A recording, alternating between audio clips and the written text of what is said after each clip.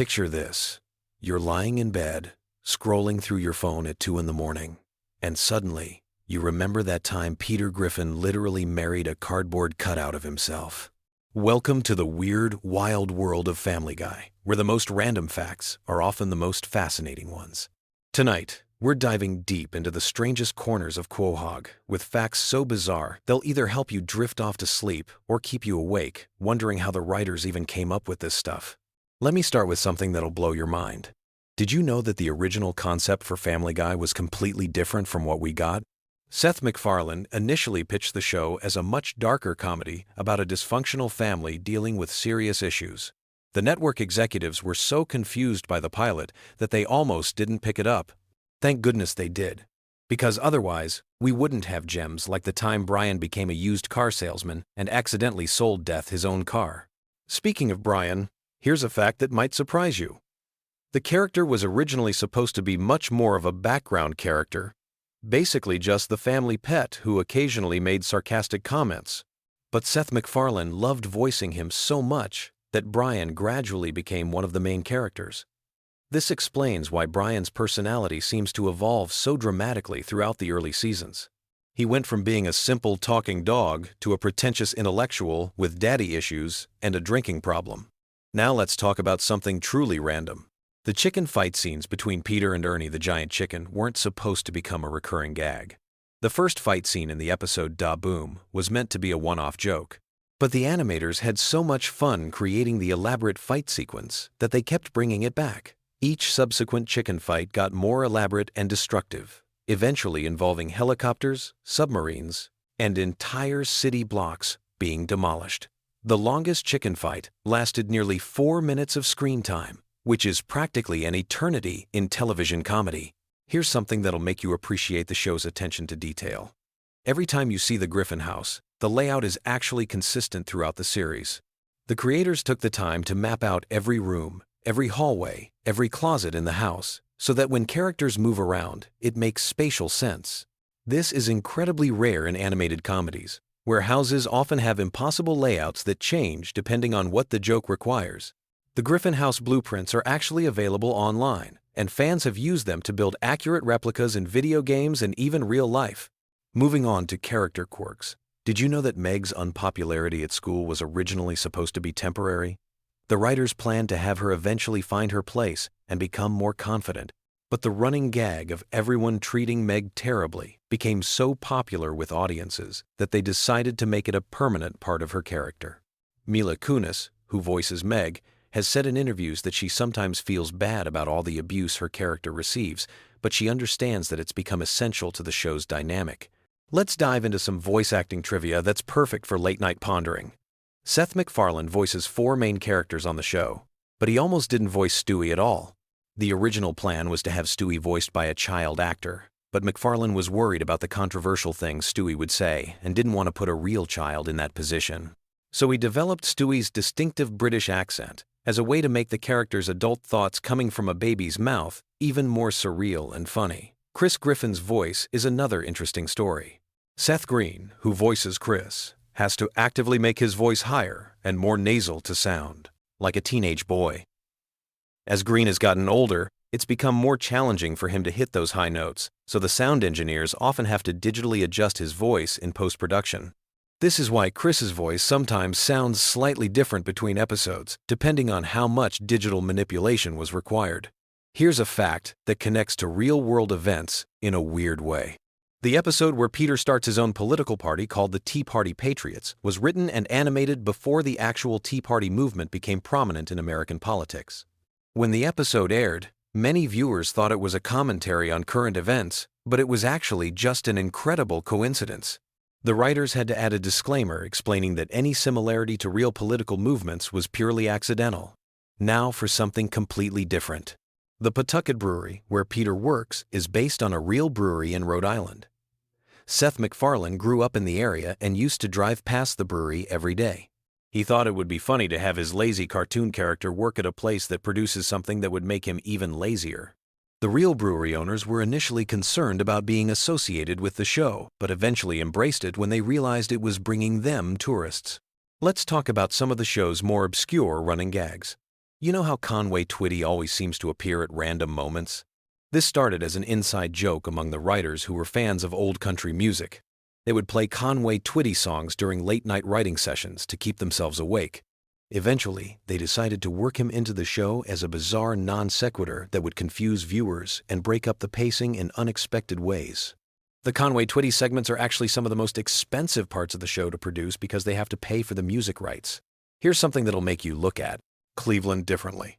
When Cleveland got his own spin-off show, the original plan was for him to stay in Quahog, and the spin-off would focus on his adventures around town. But the writers realized that would be too limiting, so they created the elaborate storyline where his house gets destroyed and he moves to Virginia.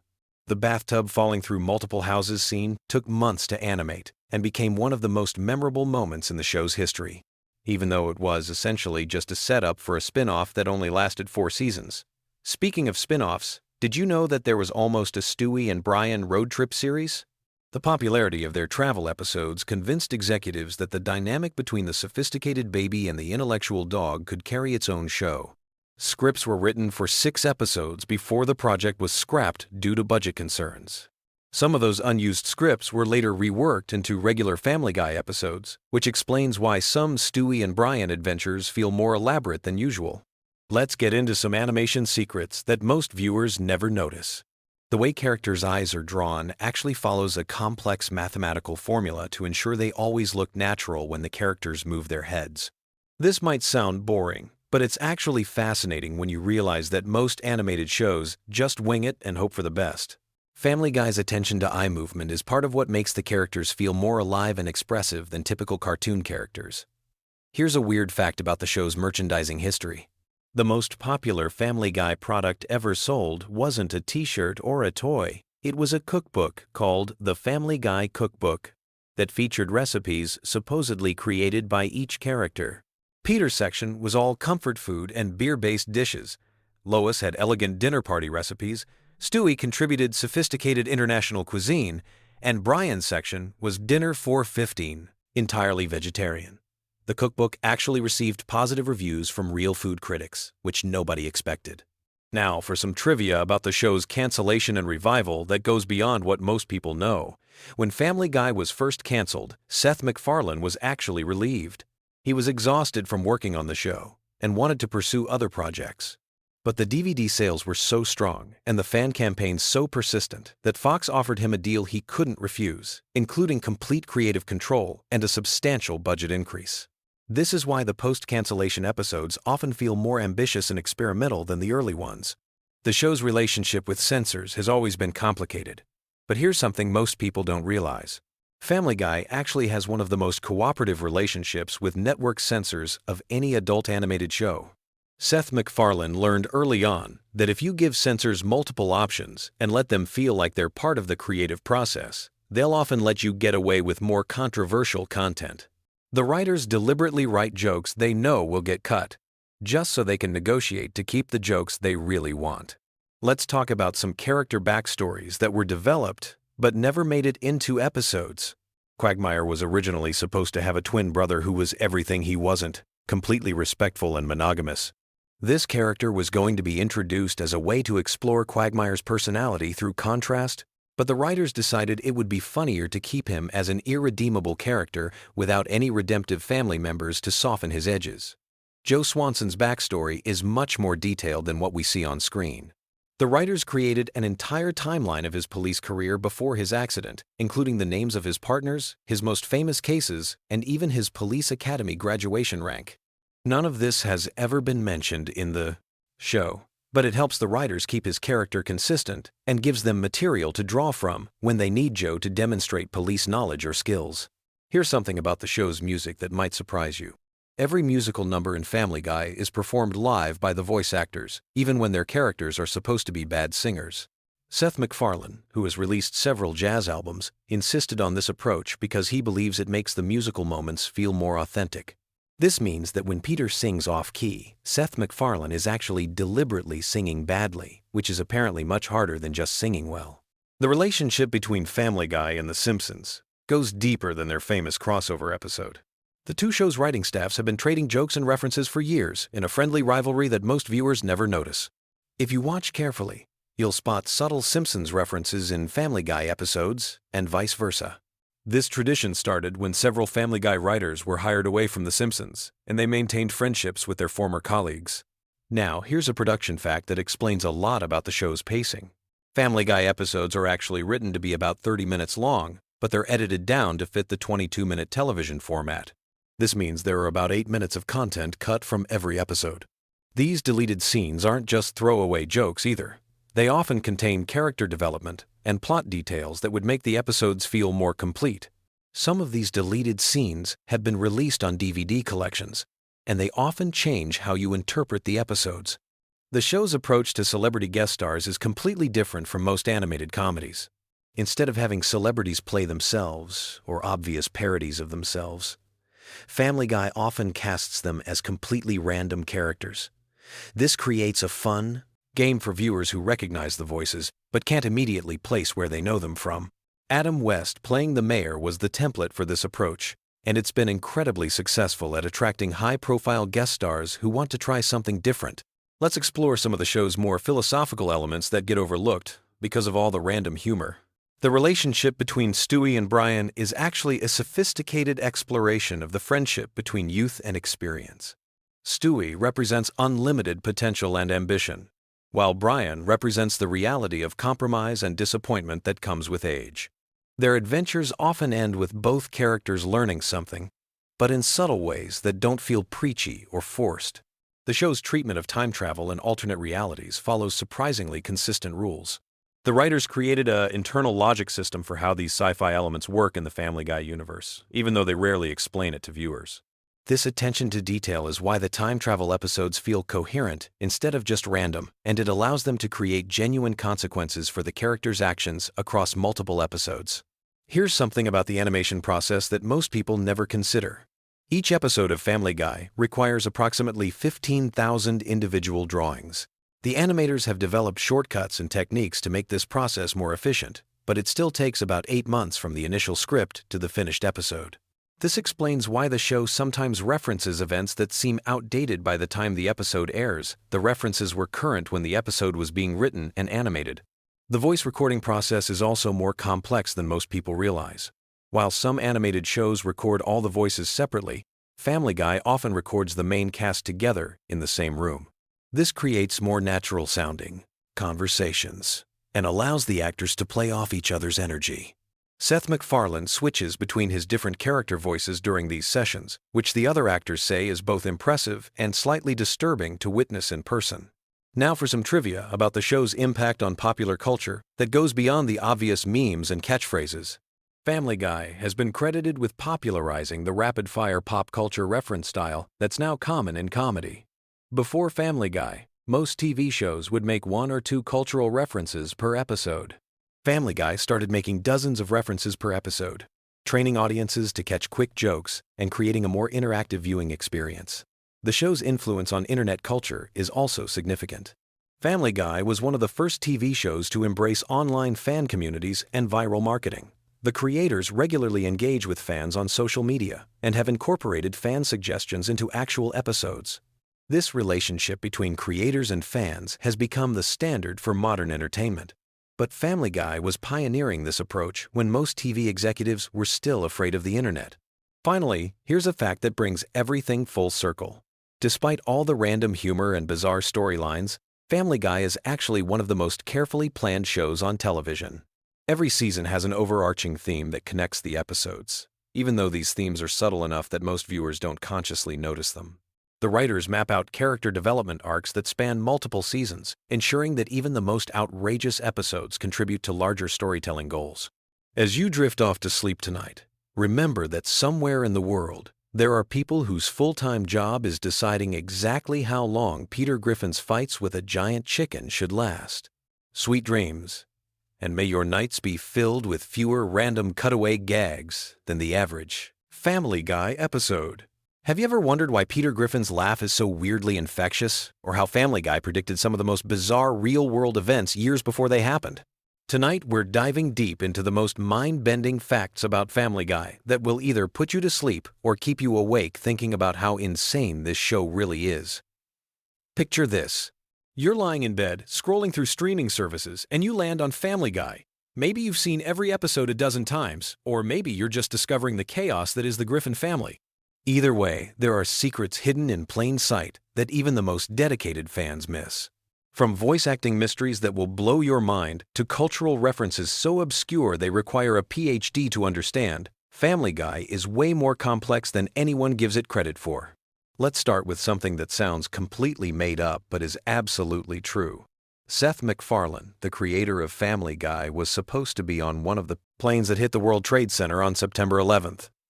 He had a ticket for American Airlines Flight 11, but missed it because he was hungover and his travel agent gave him the wrong departure time.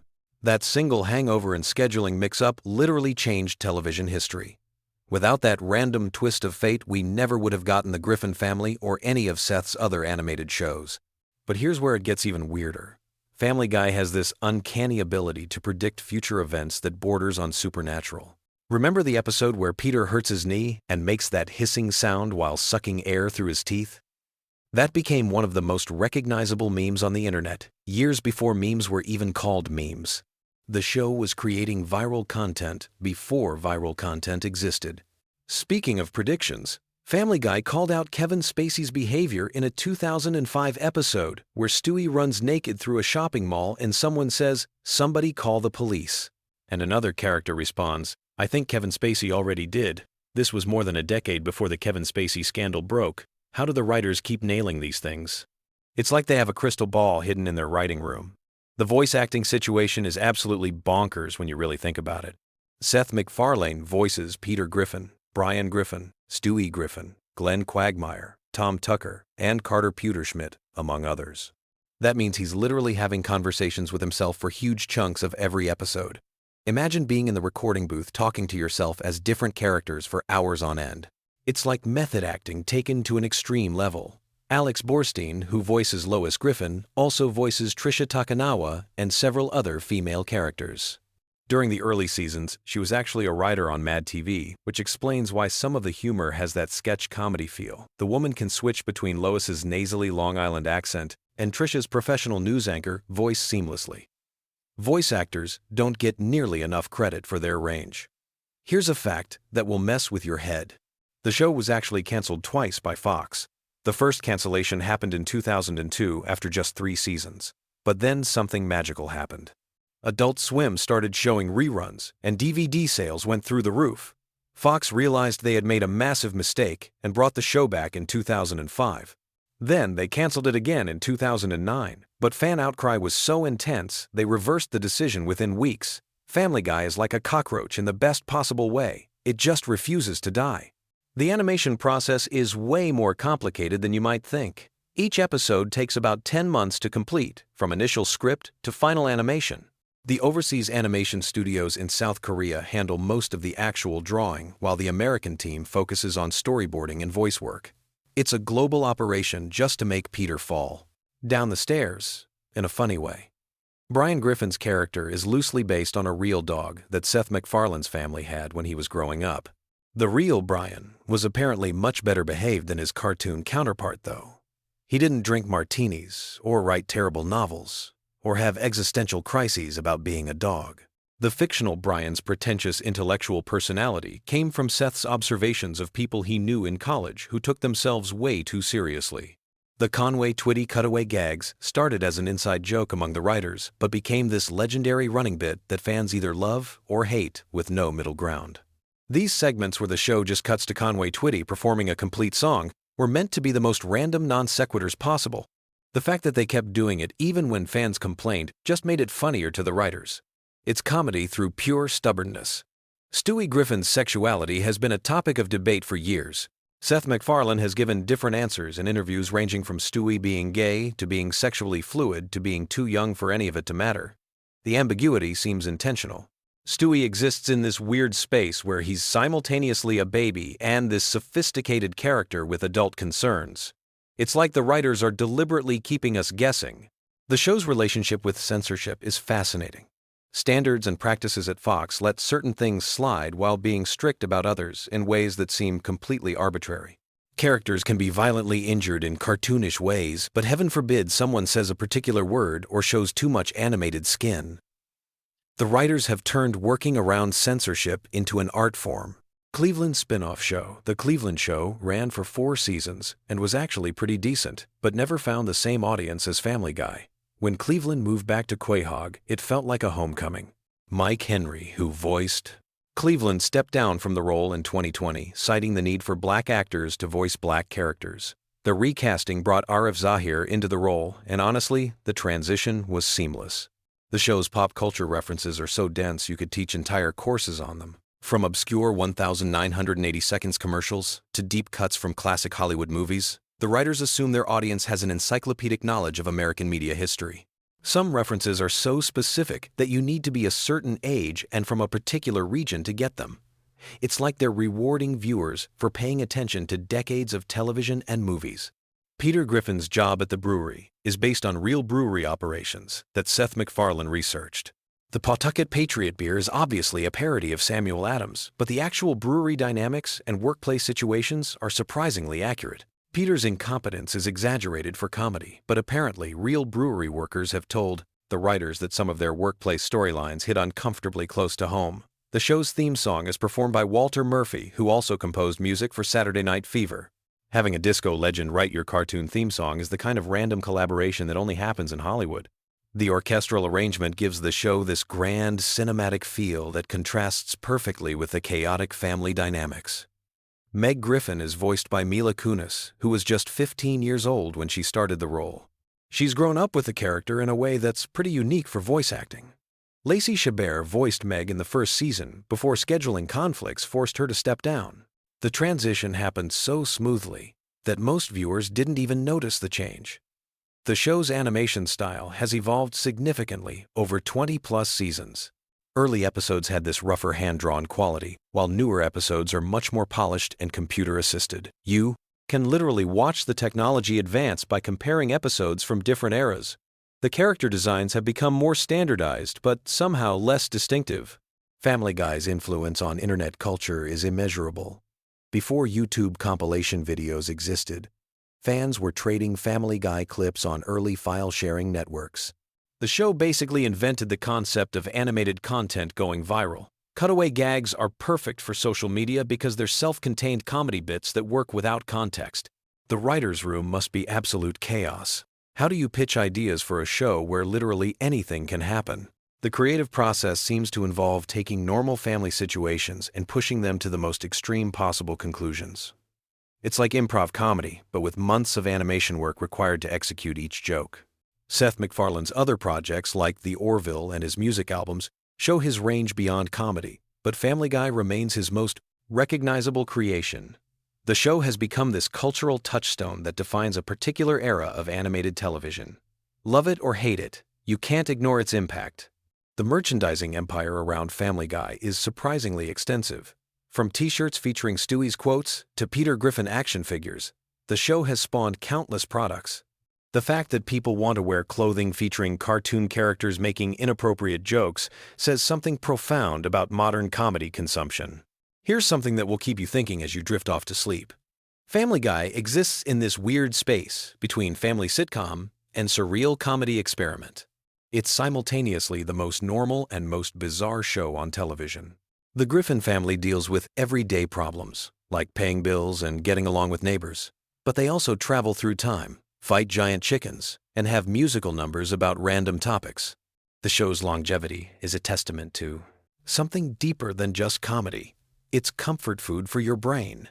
Even when the jokes don't land, there's something familiar and reassuring about Peter's voice or Stewie's elaborate schemes. It's like spending time with dysfunctional friends who make you feel better about your own problems. As you close your eyes tonight, maybe you'll dream about cutaway gags from your own life, or imagine what it would be like to have conversations with your pet, like Brian and the Griffin family. Or maybe you'll just sleep soundly, knowing that somewhere in the world, animators are working on the next episode where Peter does something incredibly stupid and somehow everything works out fine. Sweet dreams, and remember, we all have a little bit of Griffin family chaos in our lives. The difference is, their chaos gets turned into comedy gold, while ours just makes us tired. At least now you know some random Family Guy facts that are just weird enough to either bore you to sleep or keep you awake. Wondering what other secrets are hidden in your favorite animated shows? Think you know everything about your favorite fictional families? Tonight, I'm about to shatter everything you thought you knew about the characters we grew up watching. What if I told you that beneath the laughs and heartwarming moments, these beloved family shows have been hiding some seriously dark psychological truths? Get ready, because we're diving deep into the twisted minds of television's most iconic families, and trust me, you'll never look at them the same way again. Welcome back to another mind-bending exploration, where we peel back the layers of pop culture to reveal the uncomfortable realities lurking beneath the surface. I'm your host, and today we're embarking on a journey that will fundamentally change how you view family dynamics on screen. We're not just talking about quirky character traits or funny running gags here. We're exposing genuine psychological disorders, toxic behaviors, and dysfunctional patterns that would make any therapist's notebook overflow with red flags. Have you ever wondered why certain family sitcoms feel so uncomfortably familiar? Why we laugh at situations that, in real life, would have us calling social services? That's because these shows, intentionally or not, mirror the darkest aspects of human psychology wrapped in a comedic package. Tonight, we are unwrapping that package and examining what's really inside. Let's start with something that might shock you about animated families. You know those characters we quote daily and consider harmless entertainment? Well, they're actually perfect case studies for some of the most destructive personality traits known to psychology. Take the concept of narcissistic behavior patterns, for instance. We see characters who consistently put their own desires above family welfare, manipulate situations to benefit themselves, and show zero empathy for others' suffering. Consider how often we witness parents in these shows making decisions that directly harm their children's emotional development. They dismiss their kids' feelings, mock their aspirations, and create environments where psychological safety doesn't exist. Yet we laugh because it's presented as comedy. The truth is, if these behaviors occurred in real families, we'd recognize them as forms of emotional abuse. But the darkness goes deeper than individual character flaws. These shows often normalize dysfunction by presenting it as typical family life. Children viewers internalize these relationship patterns as normal, potentially carrying these toxic blueprints into their own future families. It's a cycle that perpetuates unhealthy dynamics across generations, all disguised as entertainment. Let's examine the phenomenon of scapegoating within fictional families. There's almost always that one family member who bears the brunt of everyone else's dysfunction. They become the emotional dumping ground, the target of ridicule, and the convenient explanation for all family problems. This character serves as the family's pressure valve, allowing other members to avoid confronting their own issues by projecting everything onto this unfortunate soul. What's particularly disturbing is how these scapegoated characters are often portrayed as deserving their treatment. The show's narrative subtly suggests that their suffering is justified, teaching audiences that certain people are acceptable targets for cruelty. This psychological manipulation is incredibly sophisticated and deeply harmful, especially when absorbed by impressionable viewers. Moving on to another dark pattern, we see frequent examples of emotional manipulation disguised as parental love. Characters use guilt, shame, and conditional affection to control family members' behavior. They withdraw love as punishment and offer it as reward, creating anxious attachment patterns that would haunt real children for life. The scary part is how these manipulation tactics are often presented as caring parental behavior. Financial dynamics in these fictional families also reveal disturbing truths about power and control. Money becomes a weapon used to maintain dominance hierarchies within the family unit. Characters leverage financial dependency to strip away others' autonomy, creating situations where family members must choose between self-respect and survival. This economic abuse rarely gets labeled as such within the show's context, but it's a form of domestic violence nonetheless. Then there's the normalization of substance abuse as a coping mechanism for family stress. Characters regularly turn to alcohol or other substances to deal with their dysfunctional relationships, and this behavior is consistently portrayed as acceptable or even admirable. The message sent is that chemical numbing is preferable to addressing underlying problems, a philosophy that has destroyed countless real families. The violence, both physical and emotional, that permeates these shows is staggering when you really analyze it. Characters assault each other, destroy property in fits of rage, and engage in psychological warfare that would traumatize actual family members. Yet because it's animated or comedic, we're conditioned to view this violence as harmless fun rather than recognizing it as abusive behavior that mirrors real-world domestic violence patterns. What about the complete absence of healthy conflict resolution in these families? Disagreements escalate to explosive confrontations, problems get swept under the rug rather than addressed, and family members hold grudges that span entire seasons. There's never any genuine communication, compromise, or emotional growth. Instead, conflicts either explode into chaos or get ignored until they fester into something worse. The gender dynamics in these shows often perpetuate harmful stereotypes that reinforce toxic relationship patterns. Male characters are frequently portrayed as bumbling, emotionally unavailable, and incapable of basic actions. Adulting skills. Female characters often become long-suffering martyrs who enable bad behavior while sacrificing their own needs. These portrayals normalize codependency and emotional labor imbalances that plague real relationships. Let's talk about the children in these fictional families, because their treatment is perhaps the most disturbing aspect of all. They're often parentified, forced to take on adult responsibilities while their actual parents remain childlike. They become emotional caretakers for dysfunctional adults, a role reversal that stunts their development and robs them of childhood innocence. The shows present this as maturity or responsibility, but it's actually a form of childhood emotional abuse. The sibling dynamics portrayed are equally problematic, characterized by intense competition, jealousy, and cruelty. Siblings are pitted against each other for parental attention and approval, creating lifelong rivalries rather than supportive bonds. The message conveyed is that family members are competitors rather than allies, fostering an environment where trust and cooperation become impossible. Privacy and personal boundaries are consistently violated in these fictional families. Characters rifle through each other's belongings, eavesdrop on private conversations, and invade personal space without consequence. This normalized boundary violation teaches viewers that family members don't deserve privacy or respect, setting up expectations that healthy relationships cannot meet. The way mental health issues are handled in these shows is particularly troubling. Characters displaying clear signs of depression, anxiety, or other psychological conditions are mocked rather than supported. Their struggles become punchlines rather than opportunities for compassion and understanding. This portrayal stigmatizes mental health challenges and discourages seeking help. Perhaps most disturbing is how these shows handle consequences for toxic behavior. Characters rarely face meaningful repercussions for their harmful actions. They might receive temporary comeuppance, but by the next episode, they're back to their destructive patterns without any real change or growth. This lack of consequences suggests that toxic behavior is acceptable as long as you're family.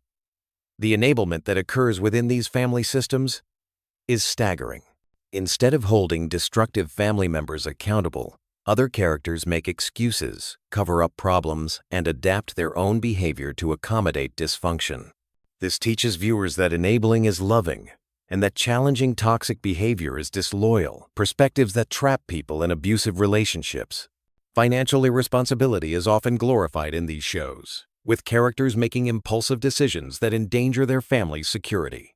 Yet there are rarely long-term consequences for these choices, sending the message that financial stability is unimportant and that someone else will always clean up the mess. This attitude contributes to cycles of poverty and instability in real families. The constant chaos and unpredictability in these fictional homes would be traumatic for real children. There's no stability, security, or peace. Instead, children live in environments where they never know what crisis will erupt next, what mood their parents will be in, or whether their basic needs will be met. This chronic stress would cause lasting developmental damage in reality. What's particularly insidious is how these shows use humor to make abuse palatable. When terrible behavior is packaged as comedy, our psychological defenses are lowered. We laugh at situations that should horrify us, gradually becoming desensitized to toxicity. This comedic reframing is a powerful tool that makes dysfunction seem normal and acceptable. The isolation these fictional families experience from healthy outside relationships is another red flag. They rarely maintain friendships or connections with functional people who might challenge their toxic patterns. This isolation prevents reality testing and allows dysfunction to flourish unchecked, much like how abusive relationships cut victims off from support systems. The power dynamics within these families are often rigidly hierarchical and authoritarian rather than collaborative and democratic. Decisions are made by whoever has the most power, regardless of how those decisions affect other family members. This teaches children that relationships are about dominance and submission, rather than mutual respect and partnership. Educational neglect is rampant in these fictional families, with parents showing little interest in their children's learning or development. Academic achievement is either ignored or mocked. Extracurricular activities are dismissed as unimportant, and intellectual curiosity is discouraged. This attitude toward education perpetuates cycles of underachievement and limits children's future opportunities. The way these shows handle emotions is deeply problematic. Genuine feelings are ridiculed, emotional expression is punished, and vulnerability is treated as weakness. Family members learn to suppress their authentic selves to survive, creating fake personas while their true needs go unmet. This emotional suppression leads to profound psychological damage over time. Perhaps most tragically, these fictional families never model what healthy relationships actually look like. Viewers, especially children, don't see examples of mutual respect, effective communication, genuine affection, or supportive problem solving. Without these positive models, they lack blueprints for creating healthier relationships in their own lives. The normalization of chaos as family life is perhaps the most damaging message these shows convey. They suggest that dysfunction is inevitable, that all families are messed up, and that toxic behavior is just part of human nature. This fatalistic view prevents people from recognizing that healthy families do exist and that change is possible with effort and commitment. As we wrap up this disturbing journey through the psychology of fictional families, I want you to consider how these portrayals might have influenced your own expectations about family life. Have you normalized behaviors in your own relationships that you wouldn't accept from strangers? Have you laughed off red flags that deserved serious attention? Have you repeated patterns you learned from these shows without questioning their healthiness? The power of media to shape our understanding of normal is immense, and these family shows wield that power irresponsibly. They present dysfunction as entertainment, while failing to acknowledge the real pain such behaviors cause in actual families. By recognizing these patterns, we can begin to break free from toxic blueprints and create healthier relationships. Remember, just because something is common doesn't make it healthy. And just because something makes us laugh doesn't mean it's harmless. Real families deserve better than the chaos and cruelty we've been taught to accept as normal. You deserve better. Your future family deserves better. If this analysis has opened your eyes to patterns in your own life, consider seeking support from mental health professionals who can help you develop healthier relationship skills. Remember that recognizing dysfunction is the first step toward healing, and that breaking cycles of toxicity is one of the most loving things you can do for yourself and future generations.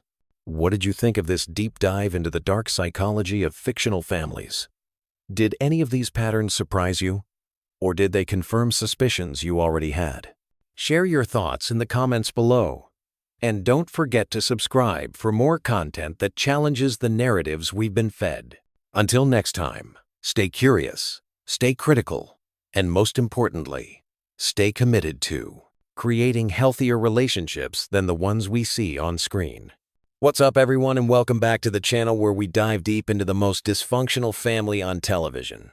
Today we're talking about something that's been bothering me for years watching Family Guy. Peter Griffin might be an absolute disaster of a human being, but honestly, his wife Lois has pulled some stunts that would make any reasonable person run straight to a divorce lawyer. I'm talking about moments so outrageous, so completely unforgivable, that you'll be questioning how this marriage even survived. We're counting down the 5 most shocking times Peter should have packed his bags and never looked back. Trust me when I say number 1 is going to blow your mind because it involves a certain pop star and some seriously questionable decisions. But before we jump in, make sure to hit that subscribe button and ring the notification bell because we've got tons more Family Guy content coming your way. Let's kick things off with number 5. And honestly, this one still makes me uncomfortable just thinking about it. Picture this. Lois Griffin, the supposedly devoted wife and mother, decides to have an affair with none other than former President Bill Clinton. Yeah, you heard that right. The President of the United States. Now, I know Family Guy is known for its outrageous storylines, but this one crosses every possible line you can imagine. The whole mess starts when Clinton rolls into Quahog for what's supposed to be an innocent beauty contest judging gig. His presidential limo conveniently breaks down right in front of the Griffin house, and suddenly Peter finds himself starstruck by his new famous friend. At first it seems harmless enough, just 2 guys hanging out causing minor mischief around town. But then Lois discovers Peter looking absolutely terrible the next morning, and she is not having it, especially when she finds out he brought home a random pig from their adventures.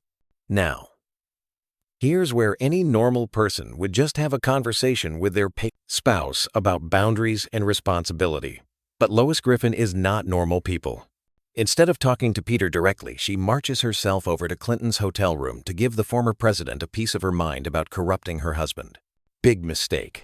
And I mean astronomically huge mistake. Because the next thing you know, she's completely fallen for Clinton's legendary charm. The situation goes from bad to absolutely catastrophic when Peter walks in to find his wife in bed with the president. Can you even imagine that moment? The betrayal, the shock, the complete destruction of everything you thought you knew about your marriage. Peter literally catches them in the act, and Lois has the audacity to come crawling back, begging for forgiveness like this is just some minor marital hiccup. But here's the part that really gets me. Instead of demanding answers or showing any kind of backbone, Peter just accepts her pathetic excuse and even agrees to her twisted proposal that he can sleep with anyone he wants to get even. The whole situation is so messed up that even when Peter chooses to get revenge with Lois's own mother, the moral compass of this family is just completely broken. What makes this even worse is that this isn't just about physical betrayal, it's about the complete lack of respect Lois shows for her marriage and family. She throws away decades of marriage for a quick fling with a politician and somehow expects everything to just go back to normal. Any self-respecting person would have walked away right then and there, but not Peter Griffin. Moving on to number 4, and this one might actually be worse, because it involves someone who should be completely off limits. Meg's teenage boyfriend, Anthony. Now, I know what you're thinking. Meg actually managed to get a boyfriend. That's shocking enough on its own, but what Lois does next is absolutely unforgivable and frankly pretty disturbing. Anthony seems like a decent kid, probably the first normal person to show any interest in Meg ever. Peter and Lois are initially thrilled that their daughter finally found someone. But then Anthony makes one innocent compliment about Lois looking like a movie star, and suddenly she's acting like a predator stalking her prey. The whole thing starts innocently enough with Lois just feeling flattered by the attention, but then she completely loses her mind and starts fantasizing about this underage kid. We're talking about a grown woman in her 40s getting worked up over a teenage boy who's dating her own daughter. The levels of wrong here are just astronomical, and it gets so much worse. Lois doesn't just fantasize, she takes action. She literally creates a schedule showing when Peter will be out of the house and when she'll be available. She hands this to a minor, along with details about her personal life that no teenager should ever know about. The predatory behavior is so blatant and disturbing that it's honestly hard to watch. When she finally makes her move and tries to seduce Anthony, the kid is surprisingly into it, which somehow makes the whole situation even more disturbing. But of course, Meg walks in at the worst possible moment, and catches her own mother trying to hook up with her boyfriend. The emotional damage this causes to Meg is something that family will probably never recover from. The worst part about this whole scenario is how Lois handles getting caught. Instead of taking responsibility for her completely inappropriate behavior, she manipulates the situation to make herself the victim. She tells Peter that he makes her feel old and ugly, essentially blaming him for her decision to prey on a teenager. And Peter, being the spineless disaster that he is, actually apologizes to her, and the whole thing gets swept under the rug like nothing happened. This right here should have been the end of their marriage. There's no coming back from trying to sleep with your daughter's underage boyfriend.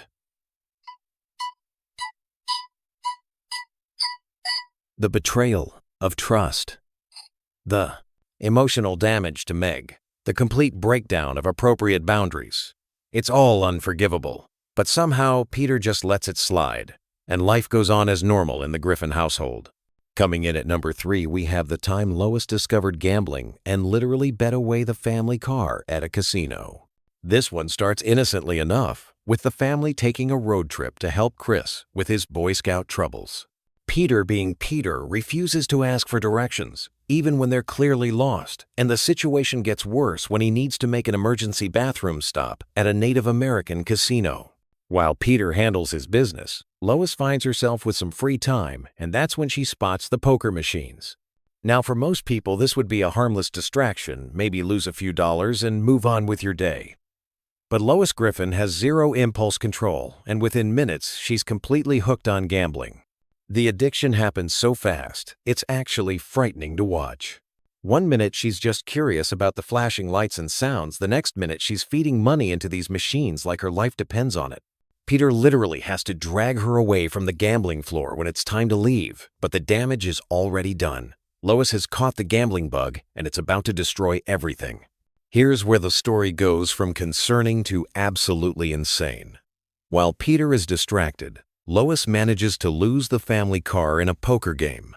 She literally gambles away their primary means of transportation, stranding the entire family at a casino in the middle of nowhere. The level of irresponsibility and selfishness it takes to make that kind of decision is just staggering. Peter ends up having to pretend to be Native American and spend a night hungry in the forest just to win back their car through some ridiculous tribal challenge. The fact that he actually pulls this off is a miracle, but that doesn't excuse what Lois did. She put her entire family at risk because she couldn't control herself around some flashing lights and the sound of coins dropping. The gambling addiction reveals something really dark about Lois's character. She's willing to sacrifice her family's security and well-being for the temporary thrill of potentially winning money. This isn't just a momentary lapse in judgment. It's a fundamental character flaw that shows she can't be trusted with important decisions. Any reasonable person would have serious doubts about continuing a marriage with someone who would gamble away the family car on a whim. What makes this even more frustrating is that there are no real consequences for Lois's actions. Peter saves the day, gets the car back, and they all go home like nothing happened. There's no discussion about gambling addiction, no acknowledgement of how her behavior could have left them stranded, no recognition that this kind of impulse control problem might be a serious issue in their marriage. Now we're getting to the really disturbing stuff, with number 2, where Lois reads one book about minimalism and completely loses her mind in the most destructive way possible. This episode perfectly captures how Lois tends to take any new idea and push it to absolutely insane extremes without any regard for how it affects her family. The whole disaster starts when Lois discovers a book about decluttering and minimalism. The basic concept is pretty reasonable: getting rid of unnecessary stuff to focus on what truly brings you joy. Most people would maybe clean out a closet or donate some old clothes, but not Lois Griffin. She decides that minimalism means literally throwing away everything and everyone in her life that doesn't spark immediate happiness. The author of this minimalism book claims to have learned these revolutionary insights by meditating on a bridge in Asia, which should have been a red flag that this isn't exactly scientific advice. But Lois is so desperate to find meaning in her life that she latches onto this philosophy like it's going to solve all her problems. What starts as organizing and decluttering quickly escalates to Lois throwing away family belongings without permission. She's making unilateral decisions about what brings the family joy, completely ignoring everyone else's feelings and attachments to their possessions. The lack of consideration for her family's feelings and the authoritarian way she starts controlling everyone's lives is just incredibly toxic. But then Lois takes it to the ultimate extreme and decides that her own family doesn't bring her enough joy, so she kicks them out of the house. Peter, Chris, Meg, Brian, and Stewie all end up living in a storage unit while Lois enjoys her empty minimalist paradise. Can you imagine throwing your own children out of their home because a self-help book told you to focus on joy? This is abandonment of the highest order. The situation gets even more surreal when Lois decides that she herself is clutter and needs to be thrown away. She literally abandons her family completely, leaving behind only a vague note before disappearing entirely. Her husband and children have no idea where she is or if she's even alive. This level of selfish behavior goes way beyond any normal marital problems. It takes Lois falling into an actual garbage barge and nearly drowning in trash for her to realize that maybe throwing away your entire family wasn't the brilliant idea she thought it was. She comes back home babbling about how garbage is wonderful and everything is garbage, which doesn't exactly inspire confidence that she's learned anything meaningful from this experience. The fact that Peter just welcomes her back after she abandoned the entire family shows an incredible lack of self-respect. Lois literally threw away her marriage and her children because a book told her to focus on joy, and somehow that's just something they all move past, like it was a minor disagreement about dinner plans. Finally, we reach number 1, and this is the most disturbing example of all. Lois has a midlife crisis meltdown and ends up trying to seduce Justin Bieber, who at the time was clearly underage. This isn't just inappropriate behavior, this is straight up predatory and potentially criminal activity. The whole nightmare begins when Lois is feeling down about getting older, and Peter makes everything worse by reading her a birthday poem that basically lists all the ways she's aged and become less attractive. Now granted, Peter's poem is incredibly insensitive and hurtful, but that doesn't justify what Lois does next.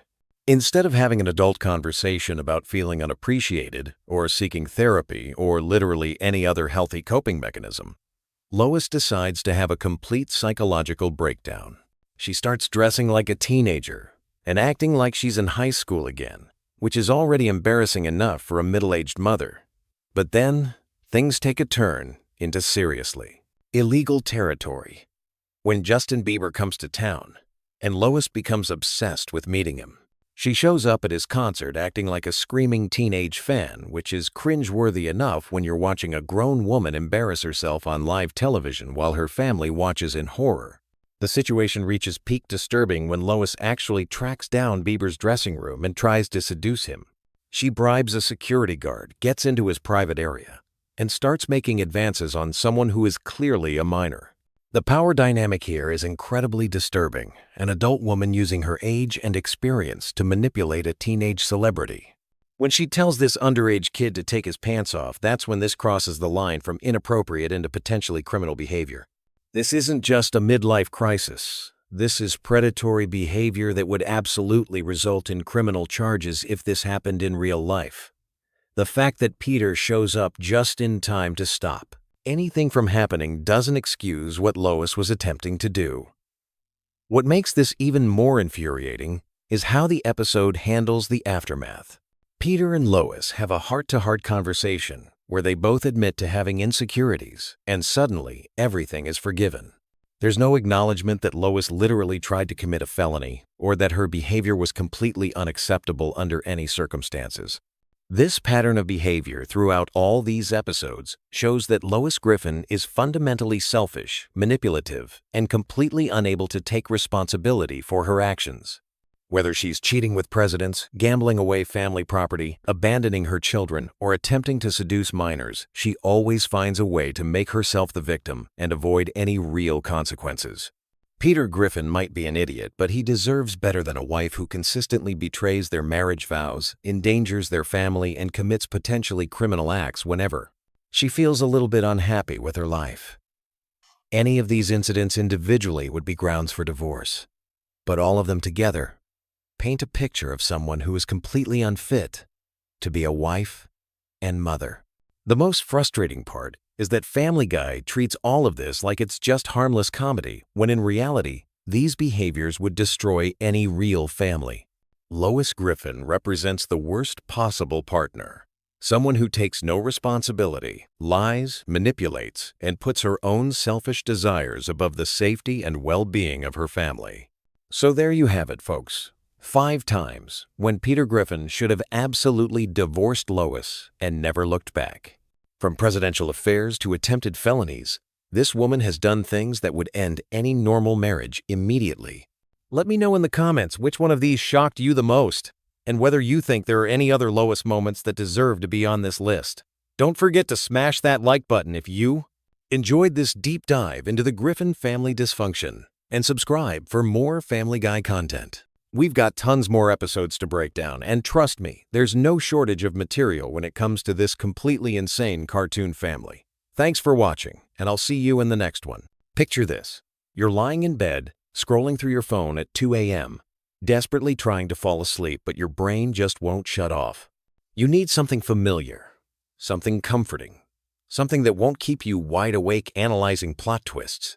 Enter Family Guy, the animated sitcom that's somehow become the internet's unofficial lullaby.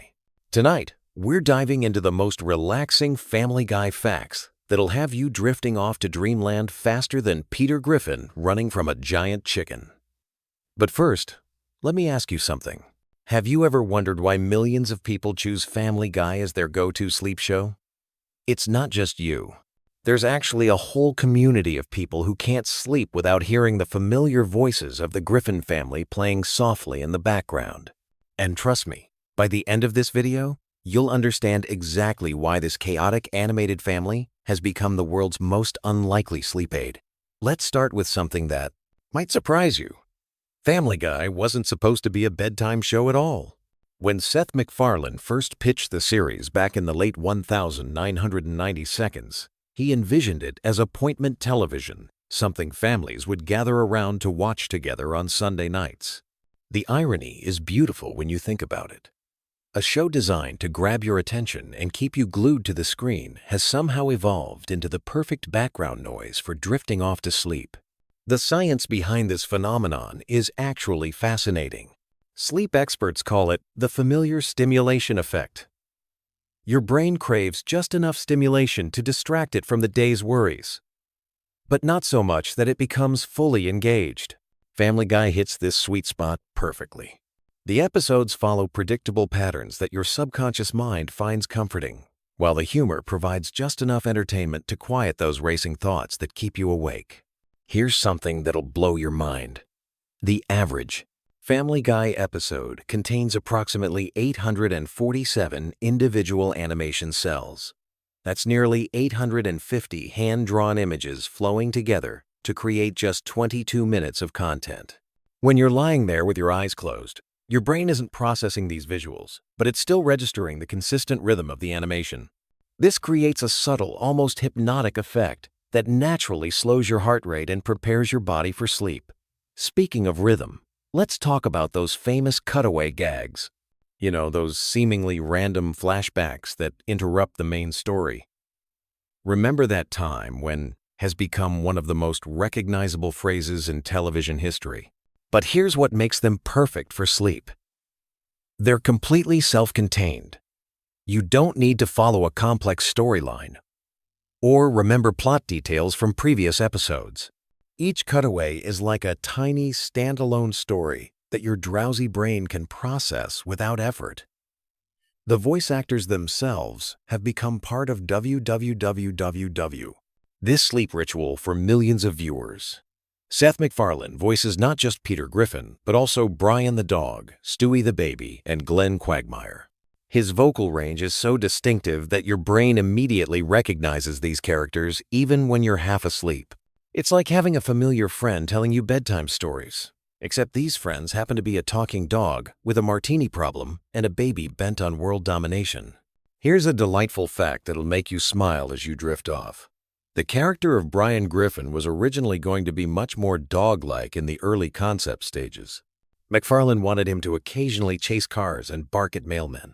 But as the character developed, Brian evolved into the most human-like member of the family, often serving as the voice of reason among all the chaos. This evolution created the perfect sleep companion, a character whose calm, measured voice could anchor you when the show got too zany. The show's music deserves special recognition in the sleep department. Composer Ron Jones and later David Zippel created soundtracks that perfectly complement the show's mood without being jarring or overstimulating. The background music flows seamlessly from scene to scene, creating an audio landscape that's engaging enough to hold your attention, but gentle enough to let you relax. It's like having a personal soundtrack to your journey into dreamland. Let's dive into something truly remarkable about the show's production that makes it ideal for repeated viewing, which is essential for a good sleep show. Each episode takes approximately 8 months to produce, from initial script to final animation. This lengthy process allows for incredible attention to detail that rewards both active and passive viewing. When you're actively watching, you catch visual gags and subtle references. When you're falling asleep, your brain picks up on the consistency and craftsmanship without you even realizing it. The character development over the years has created something like a comfortable old sweater for viewers. Peter Griffin's predictable unpredictability, Lois's patient exasperation, Chris's awkward teenage energy, Meg's perpetual search for acceptance, Stewie's sophisticated vocabulary wrapped in a baby's body, and Brian's intellectual pretensions all combine to create a family dynamic that feels familiar, even when the situations are completely absurd. Here's something that makes Family Guy uniquely suited for sleep watching. The show operates on what comedy writers call escalating absurdity. Each scene builds on the previous one, but not in a way that requires intense concentration. Instead, the absurdity creates a dreamlike quality that mirrors the way your mind naturally drifts as you fall asleep. Your thoughts become increasingly disconnected and surreal, just like a typical Family Guy episode. The cultural references in Family Guy span decades, from 1,950 seconds television shows to contemporary internet memes. This creates a comforting sense of shared cultural knowledge. Even if you don't get every reference, your brain recognizes the patterns and rhythms of pop culture commentary. It's like being wrapped in a blanket made of collective memories, which is incredibly soothing when you're trying to wind down for the night. One of the most sleep-friendly aspects of Family Guy is its episodic nature. Unlike serialized dramas, where missing an episode means losing crucial plot developments, Family Guy resets after each episode. The Griffin family ends each adventure more or less where they started, which means you can drop in and out of episodes without feeling lost. This removes the anxiety of needing to pay attention, freeing your mind to relax and drift away. The show's approach to time and logic is wonderfully elastic, which mirrors how our minds work during the transition to sleep. In Family Guy, characters can travel through time, alternate dimensions, or simply exist in different versions of reality within the same episode. This flexible relationship with continuity creates a dreamlike atmosphere where anything is possible, but nothing really matters, perfectly matching the mental state you want to achieve before sleep. Let's talk about the genius of Stewie Griffin's character development as a sleep aid. Initially conceived as a villain bent on matricide, Stewie evolved into something much more complex and, frankly, more soothing. His relationship with Brian, particularly in their Road 2 episodes, creates some of the show's most heartwarming moments. These episodes often feature extended conversations between the baby and the dog as they navigate various adventures together. The steady dialogue and genuine friendship between these characters provides the perfect auditory backdrop for falling asleep. The animation style itself contributes to the show's sleep-inducing qualities. The character designs are simple and clean, with bold colors and clear lines that don't strain the eyes during those moments when you're peeking at the screen. The movements are fluid but not hyperkinetic, creating a visual rhythm that's more lulling than stimulating. Even the explosions and action sequences maintain a cartoon quality that feels safe and non-threatening. Here's a fascinating production detail that affects how the show functions as a sleep aid. The dialogue is recorded first. Then the animation is created to match the voice performances. This process, called prelay, means that the timing and rhythm of every line delivery is precisely crafted before any visuals are created.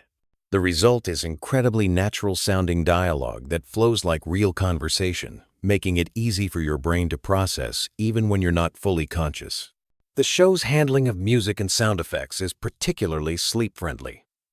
Unlike action movies or dramas that use sudden loud noises to create tension, Family Guy maintains relatively consistent audio levels throughout each episode. The sound mixing is designed for television broadcast, which means it's optimized for consistent volume levels that won't jolt you awake with unexpected loud moments. Family Guy's relationship with its own absurdity creates what psychologists call cognitive ease. When a show acknowledges its own ridiculousness, it removes the mental effort required to make sense of what you're watching. You don't need to analyze character motivations or predict plot developments because the show itself admits that logic isn't the point. This cognitive ease is incredibly valuable when you're trying to turn off your analytical mind and prepare for sleep. The recurring characters and settings in Family Guy create a sense of home that's perfect for bedtime viewing. The Griffin House, the Drunken Clam Bar, Quahog's various locations, and these places become as familiar as your own neighborhood. This familiarity triggers a psychological response, similar to being in your childhood bedroom, creating feelings of safety and comfort that naturally promote sleep. One of the most overlooked aspects of Family Guy's sleepworthiness is its emotional consistency. While the situations are wildly unpredictable, the emotional core of the show remains stable. Peter loves his family despite being selfish and immature. Lois tries to hold everything together while maintaining her own identity. The kids navigate growing up with parents who are essentially overgrown children themselves. These emotional truths provide an anchor of stability beneath all the chaos. The show's use of cultural nostalgia taps into what researchers call nostalgic reverie, a mental state that naturally promotes relaxation and positive feelings. Whether it's referencing classic movies, old television shows, or bygone eras, Family Guy constantly evokes the warm feelings associated with remembering better times. This nostalgic quality makes the show feel like comfort food for your brain. Here's something remarkable about the show's longevity that contributes to its effectiveness as a sleep aid. With over 400 episodes spanning more than 2 decades, Family Guy offers an enormous library of content that you can cycle through without repetition becoming boring. The sheer volume of episodes means you can watch for months without seeing the same episode twice, but the consistent formula means every episode feels familiar enough to be comforting. The character of Glenn Quagmire, despite his often problematic behavior, serves an important function in the show's sleep ecosystem. His predictable catchphrases and exaggerated personality traits create audio cues that your brain recognizes instantly. When you hear giggity, your subconscious knows exactly where you are in the Family Guy universe, providing a sense of orientation even when you're barely conscious. The show's approach to violence and conflict is uniquely suited for bedtime viewing. Unlike realistic dramas where violence has consequences and emotional weight, Family Guy treats physical comedy like old-school cartoons. Characters can be blown up, flattened, or injured in spectacular ways, but they always bounce back without lasting harm. This removes the stress and anxiety that realistic violence might create when you're trying to relax. Family Guy's relationship with its own timeline creates a dreamlike quality that mirrors how memories work during sleep. Characters reference events that may or may not have happened in previous episodes, and the show's continuity is deliberately loose and inconsistent. This mirrors how your brain processes information during sleep, connecting random memories and experiences in ways that don't always make logical sense. The writing style of Family Guy incorporates what comedy experts call stream of consciousness humor. Jokes flow into each other through loose associations rather than rigid logical connections. This style mimics the way thoughts naturally drift when you're falling asleep, making it easy for your mind to follow along without requiring focused attention. One often overlooked element that makes Family Guy perfect for sleep is its treatment of time within episodes. Unlike shows that maintain strict chronological order, Family Guy freely jumps between past, present, and future, often within the same scene. This fluid relationship with time removes the pressure to follow a linear narrative, allowing your mind to drift in and out of attention without losing track of what's happening.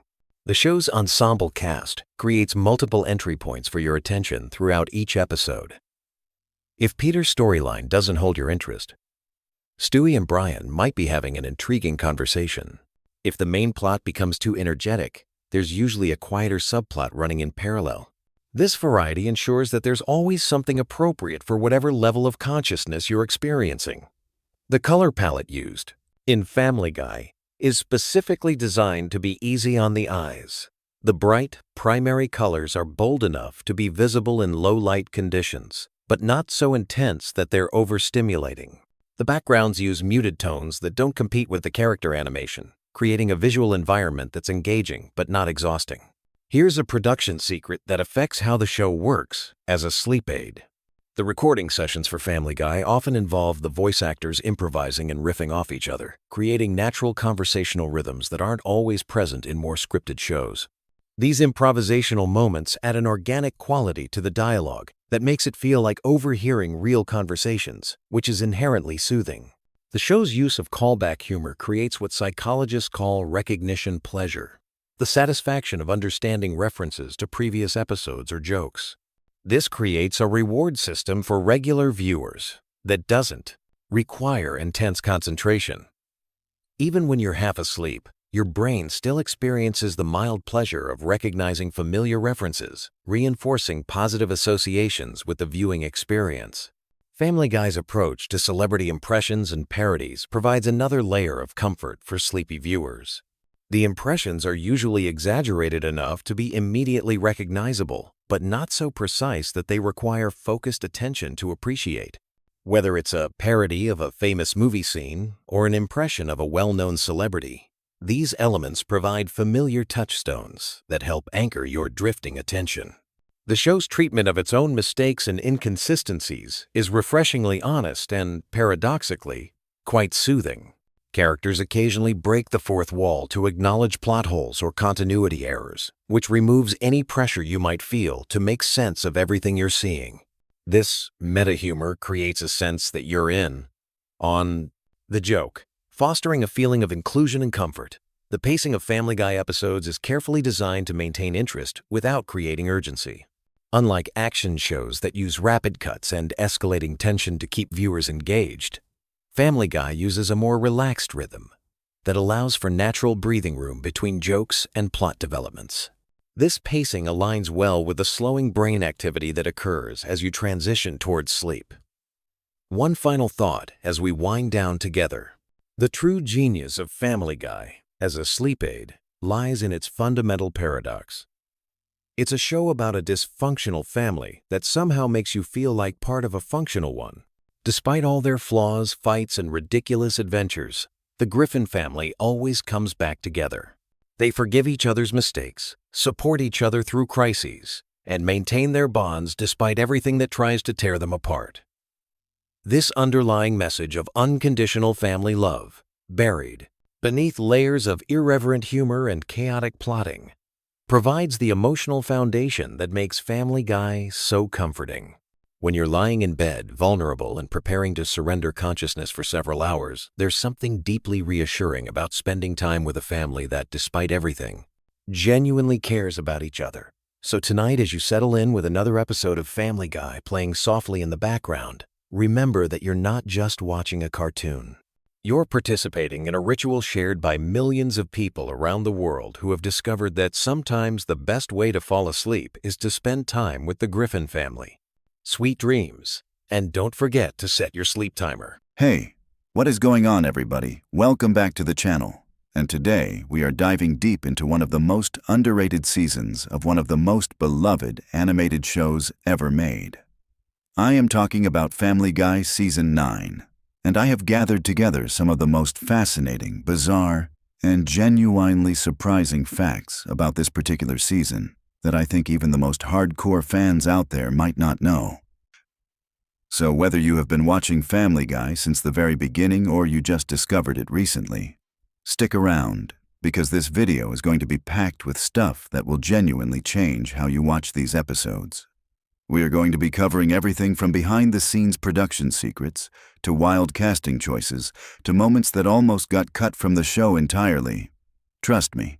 Hey, by the end of this video, you're going to want to go back and re-watch the entire season with completely fresh eyes.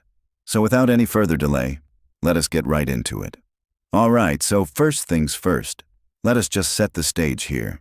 Family Guy. Season 9 aired in 2010 and 2011, and it came at a really interesting point in the show's history. This was a season where the writers were clearly pushing boundaries in ways they had not quite pushed before, and the results were sometimes controversial. Sometimes absolutely hilarious, and sometimes genuinely emotional in ways that caught audiences completely off guard. The show had already been canceled and brought back before this point, and there was this energy in the writing room where it felt like nothing was off limits. And that attitude absolutely shows in the episodes we got during this run. Now, the very first fact I want to drop on you today is about the season premiere itself. The episode that kicked off Season 9 is called "And Then There Were Fewer." And this episode is genuinely remarkable for a number of reasons that go way beyond just being a good episode of television. This was actually the first episode of Family Guy to be animated entirely in high definition from the ground up. Previous seasons had made the transition to widescreen and HD presentation, but this particular premiere was treated like a cinematic event by the production team. Or, the scope of the episode, the visual ambition, the runtime, all of it was designed to signal to audiences that something different was happening.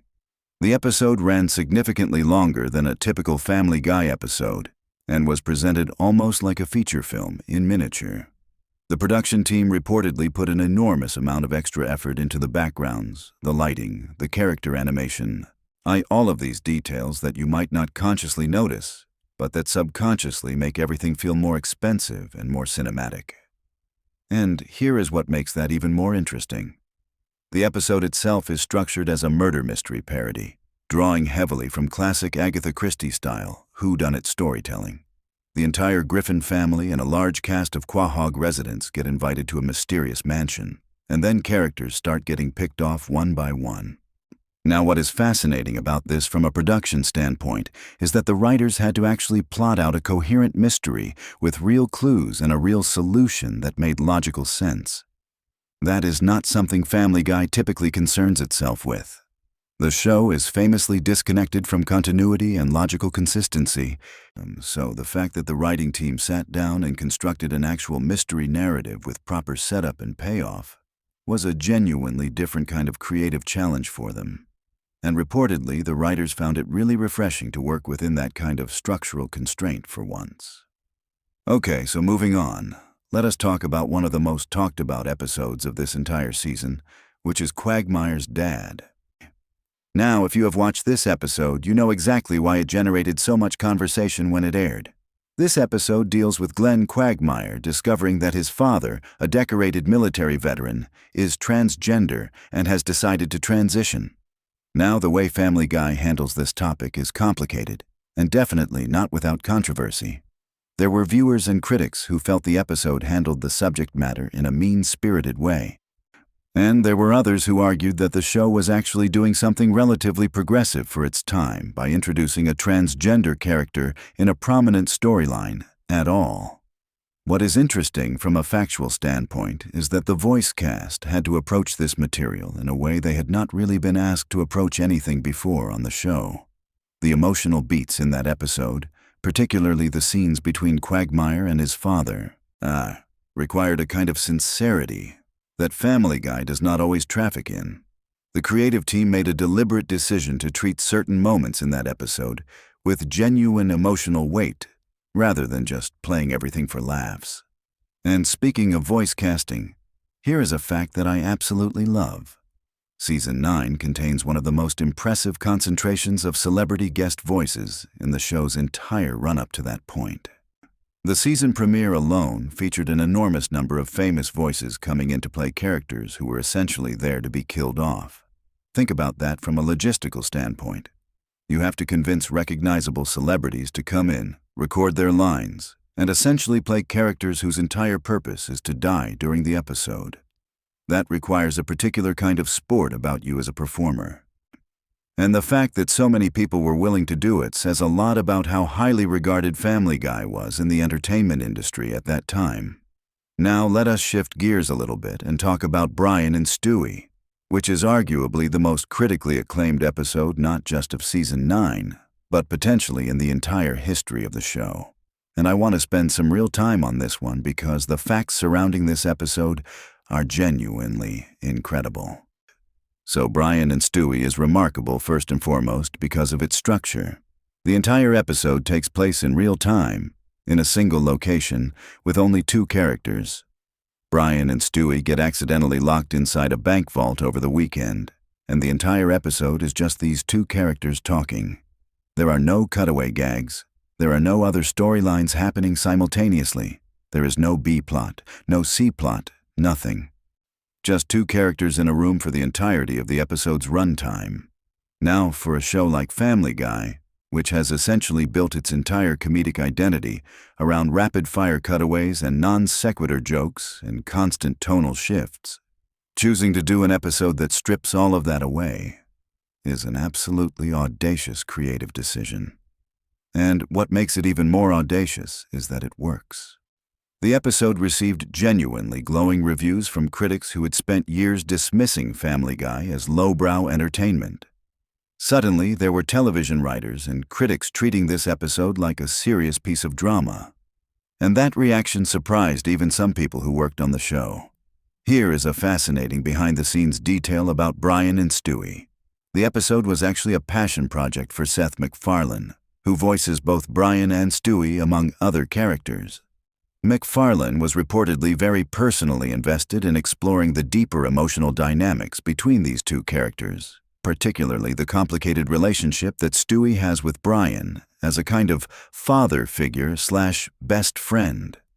The episode goes to some genuinely dark places emotionally, including a moment where Stewie admits to having something like genuine suicidal ideation, and Brian is forced to take that seriously rather than just dismissing it as typical Stewie melodrama. These are not easy emotional territories to navigate, and the fact that the show went there and handled it with a fair amount of care is something that a lot of people who worked on that episode are rightfully proud of. The episode also became notable because Seth MacFarlane had to essentially perform a two-person play, essentially by himself.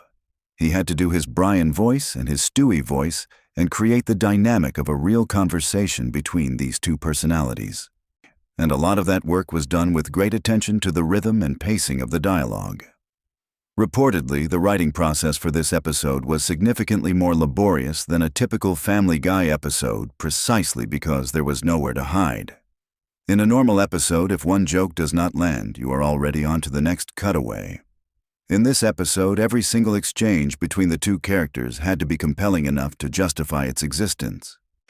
Now I want to talk about another episode that generated a huge amount of discussion during this season, and that is the episode called Go, Stewie, Go, which involves Stewie disguising himself as a girl to get onto a children's television program.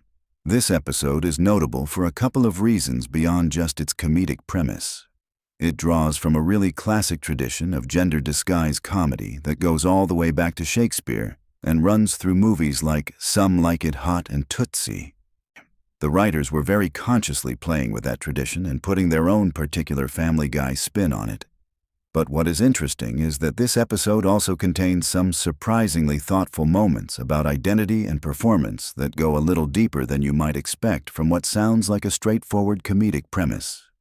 The episode also features a storyline involving Meg and Brian that was somewhat controversial among fans. The Brian and Meg dynamic in this episode raised eyebrows because it pushed the boundaries of what fans were comfortable seeing from these characters. The writers were clearly aware they were playing with fire in terms of audience expectations, and the episode has remained one of the more debated installments of this particular season among the fan community. Alright, so let us talk about the musical elements of Season 9. Because Family Guy has always incorporated original songs into its episodes, and Season 9 is no exception. What a lot of people do not realize is the sheer amount of original music composition that goes into each season of this show.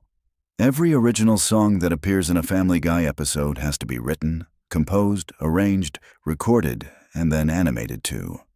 That is an enormous amount of creative and logistical work that often goes unacknowledged. The musical team working on Family Guy during this period was genuinely talented, and the songs produced during Season 9 are some of the catchiest and most technically accomplished in the show's run. Seth MacFarlane himself is genuinely accomplished as a singer and performer, and his love of classic American songbook-style music and Broadway-style composition shows up consistently throughout the show.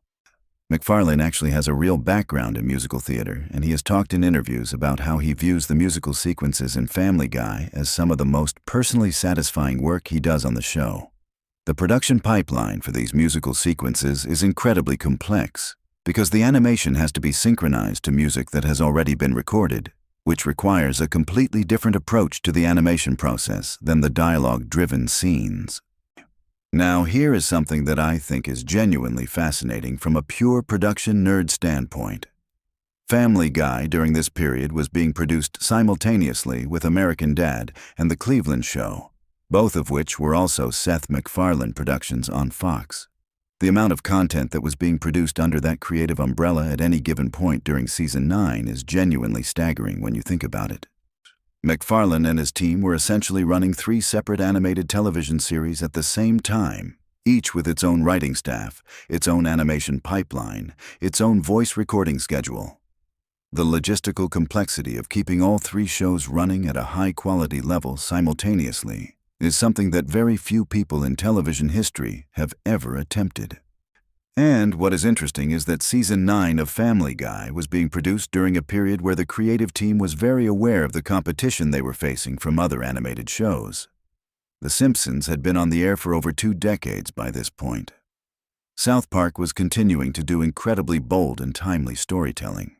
Bob's Burgers was just about to launch and would eventually become a major competitor in the animated comedy space.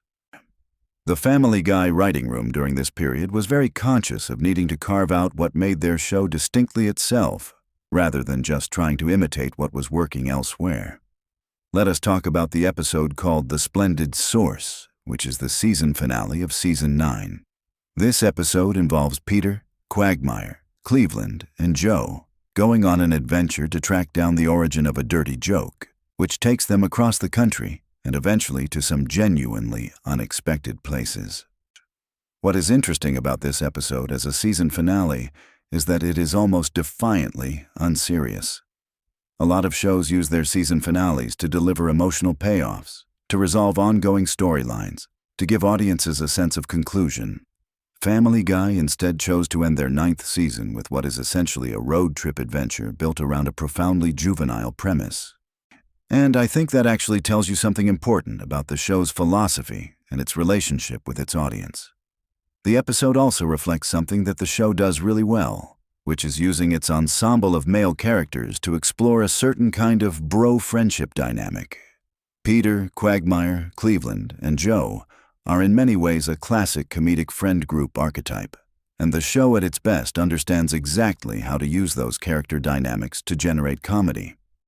The road trip format allows each character's distinct personality to bump up against the others in entertaining ways, and the season finale delivered on that premise in a way that left audiences reasonably satisfied going into the hiatus. Now, I want to share some facts about the writing process for Season 9 specifically, because I think the behind-the-scenes details of how these episodes get made are genuinely fascinating and underappreciated. Family Guy, like most American animated comedies of its type, uses a writer's room format where multiple writers contribute to each episode. But unlike a live-action show, the writing of a Family Guy episode has to account for the specific requirements of animation production, which has a much longer lead time than live-action television.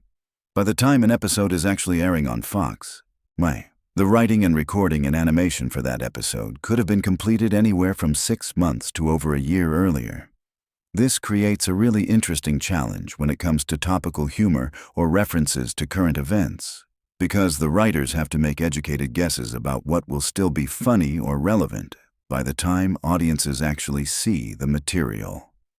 Season 9 was produced during a very specific cultural moment, roughly around 2009 and 2010 when it was in production.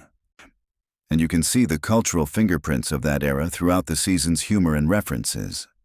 Some of those references have aged better than others, which is something that is just an unavoidable reality of comedy that engages with contemporary culture. Here is another fact that I think is really interesting. The character development that happened across Season 9 continued a gradual evolution in how certain characters were being written. Meg Griffin in particular received some genuinely sympathetic treatment during this season. The show had always used Meg as a punching bag, a character who existed largely to be the butt of jokes and to be mistreated by her family and peers. But in certain episodes during Season 9, the writers clearly made an effort to give Meg actual moments of dignity and characterization that went beyond her usual role. This was part of a longer arc in the show's history of occasionally examining what it actually means to consistently treat a character as worthless, and whether there is something genuinely uncomfortable about that joke structure. The voice actress Mila Kunis, who has voiced Meg since very early in the show's run, has talked about what it is like to voice a character who is treated so poorly by her own family. And there is something genuinely interesting about the way Kunis brings a kind of weary sincerity to the role that makes Meg's suffering land differently than pure comedy. The best Meg moments in Season 9 take advantage of that quality in Kunis's performance. Now let us talk about the episode called And I'm Joyce Kinney, which involves Lois's past coming back to haunt her when a local news anchor reveals a compromising piece of Lois's history. This episode is notable because it deals with themes of shame, public humiliation, and the way communities and social groups can be incredibly cruel to people who they perceive as having violated social norms. The fact that this episode uses comedy to explore those themes does not make the underlying ideas any less pointed. Family Guy, at its best, has always been able to use its absurdist humor as a delivery mechanism for observations about human nature that are actually pretty incisive. The episode also features some interesting material about organized religion and the way religious communities can be quick to judge and slow to extend grace, which is territory the show has visited before, but which is handled with reasonable effectiveness here. Lois's relationship with her faith and her community is tested in ways that feel dramatically genuine, even within the context of an animated comedy. All right, let us get into some pure trivia territory for a moment because I know some of you are here for the quick hit facts and I want to make sure we are delivering on that. Did you know that Season 9 of Family Guy was the first season to fully embrace a more cinematic approach to background art?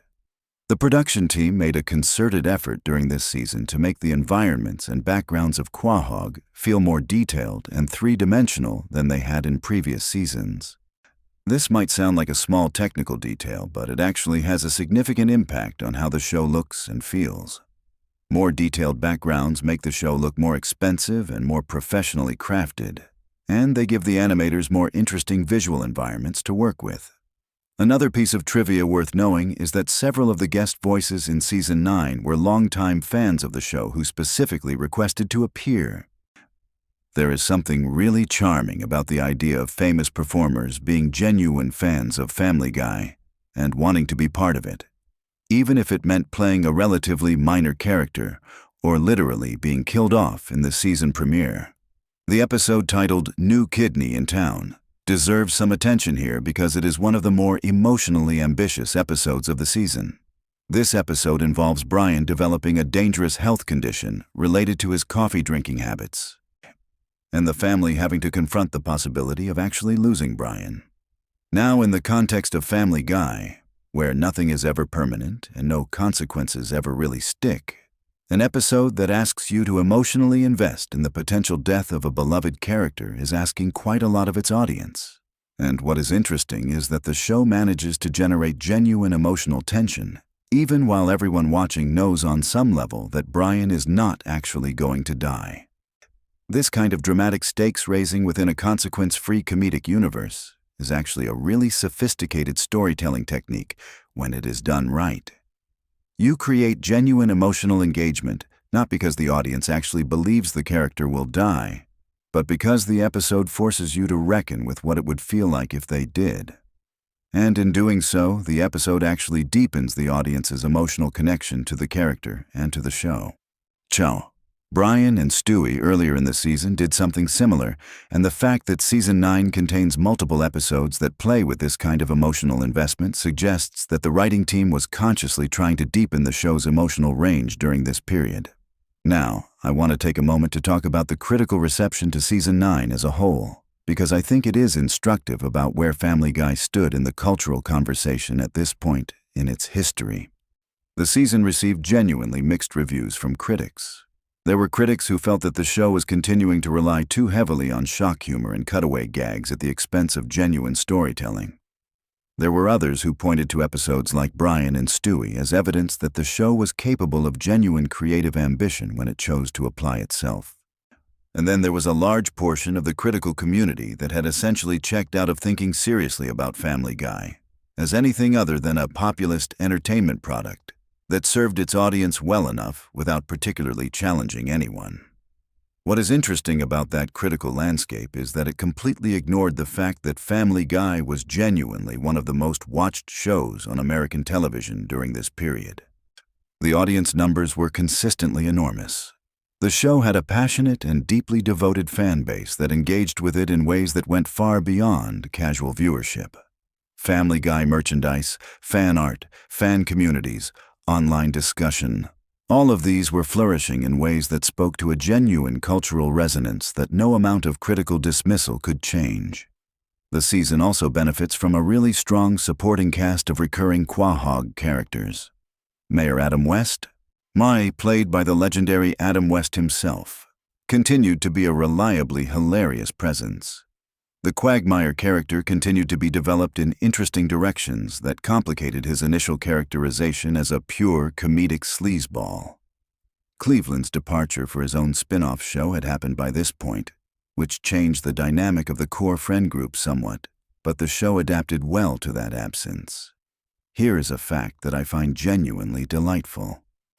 The title cards and episode naming conventions in Season 9 continue a tradition within Family Guy of choosing episode titles that are either extremely descriptive of their content or deliberately cryptic or sometimes just funny as standalone phrases.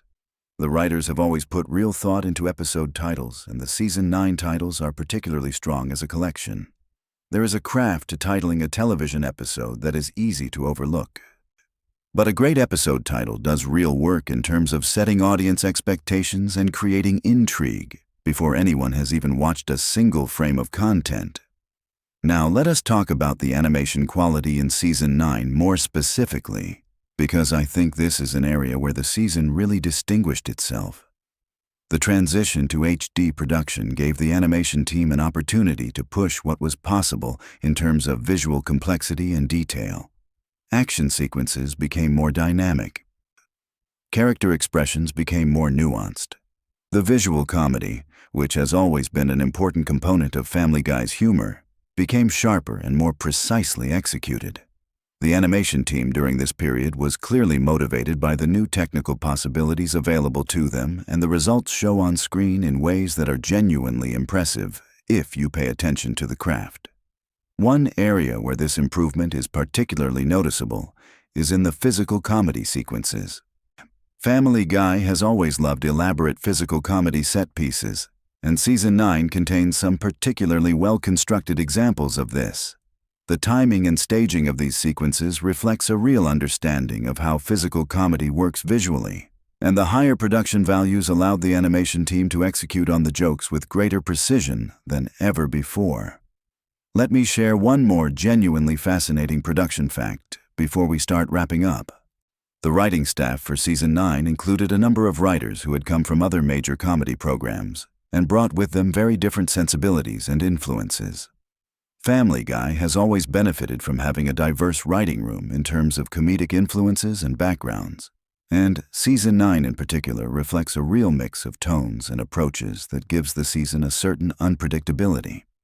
You genuinely never know from one episode to the next whether you are going to get a deeply heartfelt character study like Brian and Stewie, or a completely absurdist romp, or a sharp satirical take on contemporary culture. That unpredictability is actually one of the things that keeps audiences engaged even after a show has been on the air for a significant number of years. the season also featured some genuinely memorable Stewie moments beyond the vault episode. Stewie's character has one of the most interesting trajectories in the show's history, having started as an explicitly evil baby with world domination plans, and gradually evolved into something more complex, more sympathetic, and more genuinely funny in a character-driven way rather than a concept-driven way. Season 9 continues that evolution in some interesting directions. Chris Griffin, Peter and Lois's older son, also gets some moments in Season 9 that showcase what the character can do when the writers give him actual material to work with. Chris is sometimes overlooked in discussions of the show's character work because he does not have the rich inner life of Brian or the theatrical villainy of Stewie. But at his best, Chris represents a particular kind of sweet, confused adolescent experience that is actually quite relatable. And Peter Griffin himself remains one of American animated television's greatest comedic creations throughout Season 9. What makes Peter enduringly funny and interesting is that he is simultaneously completely terrible in many ways, and somehow lovable and even sympathetic in others. The writers walk a genuinely difficult tonal line with Peter, making him selfish and oblivious, and often actively harmful, while also ensuring that audiences never entirely stop rooting for him or caring about him. Season 9 finds some really interesting ways to use that tension. So as we bring this all together, what does Season 9 tell us about Family Guy as a creative enterprise? I think it tells us that this is a show that genuinely thrives in contradiction. It is simultaneously one of the most popular and one of the most critically divisive shows in American television history. It can produce an episode as artistically ambitious as Brian and Stewie in the same season as episodes that are purely, unapologetically, gloriously juvenile. It can handle sensitive social topics with surprising nuance in one moment and then completely abandon nuance in the next.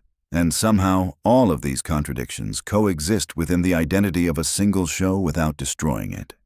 Season 9 is a fascinating case study in what it looks like when a creative team is genuinely trying to push beyond their own established formula, while also being deeply loyal to what their audience loves about their show. The results are not always perfect. Some episodes work better than others. Some creative risks land, and some do not. But the ambition is evident throughout, and that ambition is what makes Season 9 worth revisiting and worth studying as a piece of television history. All right, everyone. That is going to do it for today's deep dive into Family Guy Season 9. I genuinely hope that some of these facts were new to you and that they give you a richer appreciation for what this season accomplished. If you enjoyed this video, please do me a huge favor and hit that like button because it genuinely makes a massive difference in terms of getting this content in front of more people who would enjoy it. If you want to see more videos like this one, make sure you are subscribed and you have that notification bell turned on so you never miss an upload. I put a lot of time and love into these deep dive videos, and the support from this community means everything. So, drop your favorite Season 9 episode down in the comments below. I am genuinely curious what you all think the standout episode of that season was, and let me know if there are any other seasons or shows you want me to cover in future videos. Thank you so much for watching all the way to the end. That means the world to me, and I will see you in the next one. Hey, what is up everyone? Welcome back to the channel. Before we get into today's video, I need you to do me a favor and just think about the last time you watched Family Guy Season 8. Because whether you remember it clearly or you are drawing a complete blank right now, I promise you there are things about that season that you absolutely never knew. And some of them are genuinely going to mess with how you see those episodes forever. We are talking behind-the-scenes chaos, wild production decisions, bizarre casting moments, and facts about individual episodes that the writers probably hoped nobody would ever piece together. So buckle up, because this is going to be one of those videos where you finish it and immediately want to rewatch the whole season with completely different eyes. Alright, let us just jump straight into it. Season 8 of Family Guy is one of those seasons that most fans have a complicated relationship with. It aired during the 2009 to 2010 television cycle, and it came during a period when the show was still riding the enormous wave of energy that came from its revival. For those who might not know the full story, Family Guy was actually canceled by Fox back in 2002 and then brought back in 2005 largely because of insane DVD sales and strong ratings on Adult Swim. By the time Season 8 rolled around, the show had been back for several years and the writers were in this interesting creative space where they were both incredibly confident and also somewhat experimental. That tension between confidence and experimentation is actually visible throughout Season 8 if you know what to look for, and that is a big part of what makes this season so fascinating to dig into. Let us start with something that a lot of casual fans overlook. Season 8 opens with an episode called Road to the Multiverse. And this episode is genuinely considered by many animation critics and fans alike to be one of the greatest episodes in the entire run of the show. Not just Season 8, the entire series. The episode involves Brian and Stewie traveling through different parallel universes using a remote control device, and each universe is animated in a wildly different style. You get a Flintstone-style universe, a Disney-style universe, a hyper-realistic universe, and a universe where everything is drawn in a crude, almost childlike way that is clearly a reference to another animated show, and several others.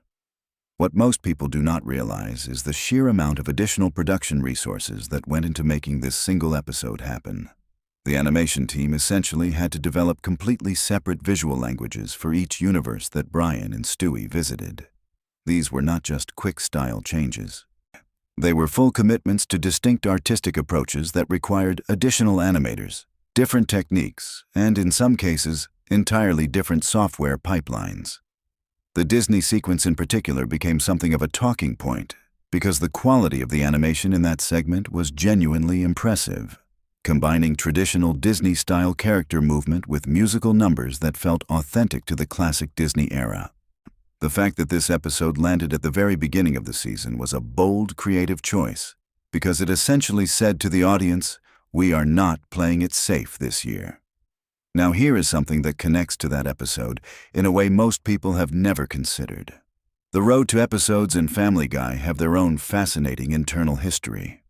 Brian and Stewie's travel adventures became one of the most beloved recurring formats in the show. And by Season 8, the writers were aware that these episodes carried a particular weight with the audience. There is a creative pressure that comes with that kind of beloved format, where you know that fans are going to hold each new installment up against the previous ones and measure them carefully. Road to the Multiverse essentially responded to that pressure by going completely maximalist, throwing every possible creative resource at the episode to make it the biggest and most ambitious road to installment yet. And the gamble paid off enormously in terms of critical reception. Okay, let us talk about something a little more behind the scenes now because this is where things start getting really interesting. Seth MacFarlane, who created the show and voices Peter, Stewie, Quagmire, and Brian, among others, has spoken in various interviews over the years about the challenge of maintaining creative energy across a long-running animated series. By Season 8, the show was well past the 100-episode mark, and the writing staff was navigating the very real challenge of keeping stories fresh. One of the ways the writing team approached this in Season 8 was by leaning into longer, more sustained, comedic and emotional commitments within single episodes. Rather than just loading every episode with rapid-fire cutaway gags, which had become a kind of signature of the show, several Season 8 episodes pushed toward more coherent storytelling structures where the jokes emerged from character situations rather than being dropped in from the outside. This was not a complete tonal shift.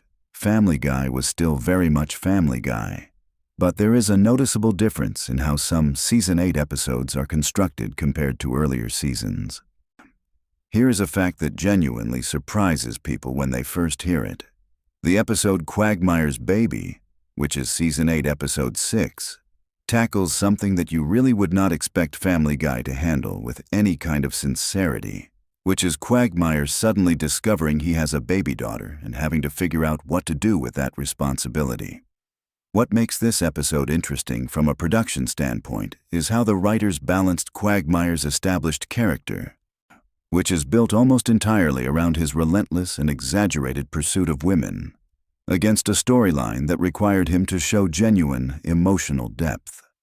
The writing staff reportedly had significant internal discussions about how far to push Quagmire's emotional journey without undermining the comedic foundation of who the character is. The result is an episode that manages to land some genuine emotional beats, while also not pretending that Quagmire is going to fundamentally change as a person. It is a delicate balance, and the episode mostly pulls it off. Now I want to talk about something that connects to the larger cultural moment that Season 8 was airing in. This was 2009 and 2010, and the United States was still in the middle of a significant economic recession. But television in general was grappling with how to address the anxiety and frustration of that cultural moment, and different shows handled it in different ways. Family Guy, being a satirical animated comedy, was in an interesting position because the show had always dealt heavily in cultural commentary and social satire. Season 8 contains several moments that feel very much like responses to the specific cultural atmosphere of that period. Jokes about financial insecurity, corporate greed, and the general sense that institutions were not working the way people expected them to. These elements are woven into the fabric of various episodes in ways that feel organic rather than forced, which is actually harder to do than it sounds. When satire feels too topical, it dates badly. But when it captures something genuine about a cultural mood, it can actually make episodes feel more resonant when you watch them years later. Let us shift gears and talk about guest stars, because Season 8 has some genuinely wild casting moments. One of the most talked about is the appearance of James Woods reprising his role as a fictionalized version of himself. James Woods had appeared in the show before, and the recurring gag around his character had built up a mythology within the Family Guy universe. By Season 8, the show brought him back and escalated the absurdity of his storyline in ways that felt both earned and completely unexpected. The thing about James Woods as a guest on Family Guy is that his willingness to lean into the self-deprecating and often unflattering portrayal of himself gave the writers enormous latitude to push the joke further each time. Not every celebrity who appears on animated shows is willing to be that game. And when they are, it usually produces much better comedic results. There is also a fascinating fact about the voice recording process for animated shows that connects to how Season 8 was made. Unlike live-action television, animated shows record their voice performances before the animation is produced. This means that the voice actors are essentially working from scripts in a recording booth without any visual reference for what their performance will ultimately look like. And Seth MacFarlane and the other regular voice cast had been doing this long enough by Season 8 that they had developed an almost intuitive sense of timing and rhythm that allowed them to land jokes in the recording booth that would then be built around in animation. But for guest stars, particularly those who came from primarily live-action backgrounds, this process could be disorienting.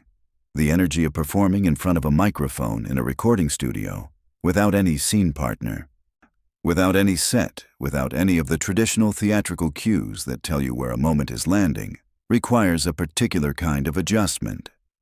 Season 8 guests who came in with that understanding generally gave stronger performances, and you can actually hear the difference if you pay close attention.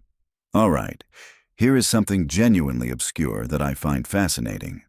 The episode Dog Gone, which deals with Brian accidentally killing a neighbor's dog while driving and then becoming fixated on the idea that nobody really cares about a dog's life the way they would care about a human life, is in many ways one of the more philosophically interesting episodes the show has ever done. The premise sounds like it could go in a very simple direction, but the episode actually ends up grappling with some real questions about empathy, moral consistency, and how we value different kinds of lives. Now, here is the thing about this episode that most people miss. It aired at a time when the writers were clearly interested in pushing Brian's character in more intellectually ambitious directions. Brian, who is an aspiring writer and the show's vehicle for a certain kind of liberal intellectual self-image, had been the subject of some fan debate about whether his pretensions were being played as something to laugh at or something to take seriously. Dog Gone is an episode that sort of threads that needle by giving Brian a genuinely interesting moral concern to wrestle with, while also not entirely letting him off the hook for how self-righteous he can be about it. Let us talk about the animation itself for a moment, because Season 8 represents a specific period in how the show was being made technically. By this point, the show had fully transitioned into high-definition production. And this transition affected not just the visual quality, but also certain aspects of how scenes were designed and how gags were staged. HD animation allows for much more detailed character expressions and background work, but it also means that anything sloppy or inconsistent is much more visible. The animation team working on Season 8 was operating at a higher level of technical precision than the show had required in its earlier seasons. And you can see this in how backgrounds became more elaborate and how character acting in key moments became more nuanced. This is one of those things that you often absorb as a viewer without consciously registering it. The show just somehow looks and feels slightly different, and a big part of that is the commitment to HD production quality. Now I want to get into something that connects to the creative DNA of the show in a really interesting way. Seth MacFarlane has always been open about his admiration for classic Hollywood entertainment, particularly old-school variety shows, musical comedy, and the kind of theatrical showmanship that was a big part of mid-20th century American entertainment. This influence runs through Family Guy in all kinds of ways. From the musical numbers that appear in almost every episode, to the comedic sensibility that values a certain kind of performative craft, alongside the more anarchic humor the show is known for. In Season 8, this musical sensibility shows up in several memorable moments. The Disney sequence in Road to the Multiverse is obviously the biggest example, but there are musical moments scattered throughout the season that reflect this same love of classic entertainment forms. What is interesting from a production standpoint is that these musical numbers require a completely different kind of creative work than the regular comedic writing. You need composers, lyricists, arrangement choices, and the voice cast needs to actually sing these songs, which adds another layer of performance demand to an already complex production. Here is a fact about Season 8 that tends to surprise people when they dig into the production timeline. Animated television has a notoriously long production pipeline, meaning that episodes are often being developed, written, and animated many months before they actually air. For a show like Family Guy, which relies heavily on cultural references and topical humor, this long pipeline creates an interesting challenge. Jokes that feel absolutely current when they are written in the writer's room might land slightly differently by the time they air months later. The writers had developed various strategies for managing this, including building in flexibility for topical material and focusing certain kinds of commentary on more enduring cultural patterns rather than specific news events. But there are moments in Season 8 where you can almost feel the writers calculating the shelf life of a particular reference, making a bet about what is still going to land when the episode finally airs. Let me tell you about something that most Family Guy fans have probably never thought about, which is the role of the table read in how Season 8 episodes were shaped. In television writing, a table read is a session where the cast reads through a completed script out loud together before production begins. And these sessions are often where scripts get significantly revised based on what works and what does not work when the words are actually spoken aloud. For Family Guy, no table reads take on a particular character because the regular cast includes Seth MacFarlane performing multiple distinct voices and characters, and hearing those voices interact in real time gives the writers immediate feedback about whether the rhythms and timing of a script are working. Several Season 8 episodes reportedly went through substantial revisions based on table read feedback, with jokes being reworked, scenes being reordered, and in some cases, entire plot lines being simplified or expanded based on what the table read revealed. This is an invisible part of the creative process that the audience never sees, but that has an enormous impact on the final product. All right. I want to spend some time on an episode that I think is genuinely underappreciated in terms of what it was trying to do. The episode Extra Large Medium, which is Season 8, Episode 12, involves Chris dating a girl with Down syndrome and includes some material that was considered controversial at the time of airing. There was a notable public controversy around this episode because a line of dialogue was interpreted by some people as a reference to the daughter of a prominent political figure, and this created a significant media moment around the episode. The interesting thing about how the Family Guy team handled this controversy is that it actually illustrates something important about how the show operates philosophically.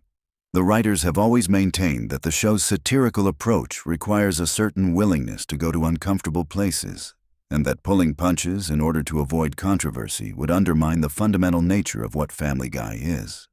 Whether you agree with that philosophy or not, it is a consistent position that the show has held throughout its run, and Season 8 provides a particularly clear example of what the consequences of that position look like when they play out in the real world. Let us talk about something that connects to the business side of television because I think this context is often missing from discussions of creative decisions. By Season 8, Family Guy had become an enormously profitable property for Fox. The show generated revenue not just from advertising during broadcast, but from DVD sales, merchandise, syndication deals, and a whole ecosystem of ancillary business. This financial success gave the show a certain amount of creative latitude that not every television show gets to enjoy. When a show is a financial juggernaut for a network, the network is somewhat less likely to interfere with creative decisions because the risk calculation is different. The show's track record provides a kind of protective buffer around the creative team. This does not mean the writers had unlimited freedom, but it does mean that Season 8 was produced in an environment where the show had more leverage to take creative risks than a show in a more precarious financial position would have had. Now here is something genuinely cool that most people do not know about how the show handles its musical content. The music in Family Guy is composed by Ron Jones and Walter Murphy, among others, and the score for each episode is an original composition rather than a library of recycled cues. This is actually relatively unusual for animated television, where production costs often lead shows to rely on stock music or a small, rotating library of themes. The commitment to original scoring for each episode adds significantly to the production budget, but also contributes enormously to the show's distinctive feel. The way music is used in Family Guy, often swelling dramatically to underscore a joke, or cutting suddenly to create a comedic beat, or transitioning from a gag into a sincere, emotional moment, is a huge part of the show's identity. In Season 8, you can hear this musical intelligence working at a high level, particularly in episodes that shift between comedic and emotional registers, where the scoring has to do a lot of heavy lifting to manage those transitions. Here is a fact about Season 8 that connects to the show's relationship with its own continuity. Family Guy has always had an interesting and somewhat playful relationship with the idea of character continuity and narrative consistency. The show occasionally acknowledges that certain character traits or relationships have shifted over time, sometimes commenting on this directly through meta-jokes, and sometimes simply proceeding as though certain earlier moments did not happen. Season 8 contains several moments where the show's relationship with its own history becomes thematically relevant. Stewie's character arc over the preceding seasons had seen his originally sinister world domination-oriented character gradually soften into something more multi-dimensional. And Season 8 episodes like Stewie kills Lois and Lois kills Stewie are not in this season, but the evolution those episodes represented continues to shape how Stewie is written in Season 8. The writers were working with a character who had traveled a significant distance from his original conception, and Season 8 represents a particular moment in that evolution. All right, let us talk about the format of the show itself for a moment because Family Guy's structure is genuinely unusual in television history. The show uses cutaway gags as a core structural element, meaning that the narrative will frequently pause so that a character can say something like, "This is worse than the time I," and then cut to an apparently unrelated comedic scene. This format has been both celebrated as innovative and criticized as lazy, depending on who you ask. But what is interesting about Season 8 is how selectively the show deploys this structure. In episodes where the writers wanted to develop a more sustained narrative, cutaways are used more sparingly, almost as punctuation rather than as the primary comedic engine.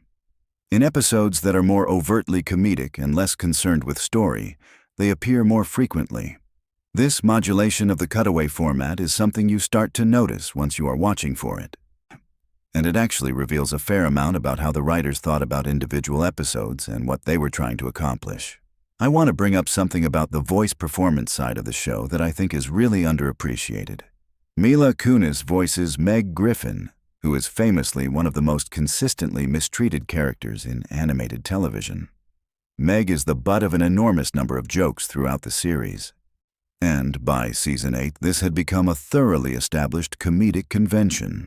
What is interesting about Mila Kunis's performance in this context is that she had to find ways to make Meg sympathetic and three-dimensional enough that the jokes about her have something real to bounce off of, without playing the character in a way that makes the constant mistreatment feel genuinely distressing.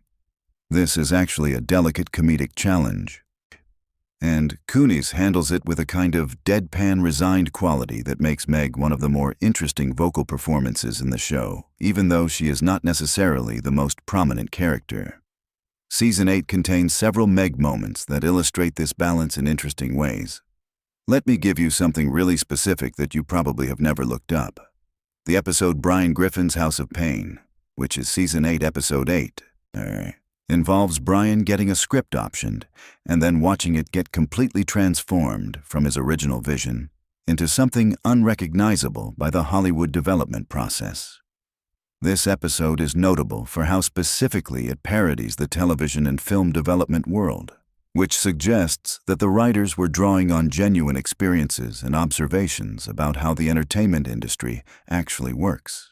When Seth MacFarlane and the writing team had been inside the Hollywood system long enough by this point that they had first-hand knowledge of exactly the kind of creative compromises and commercial pressures that the episode is satirizing. This gives the comedy a particular sharpness and specificity that parody tends to achieve when it comes from genuine experience, rather than second-hand observation. Okay, here is a slightly different kind of fact that I want to bring in because I think it enriches the picture of what Season 8 was.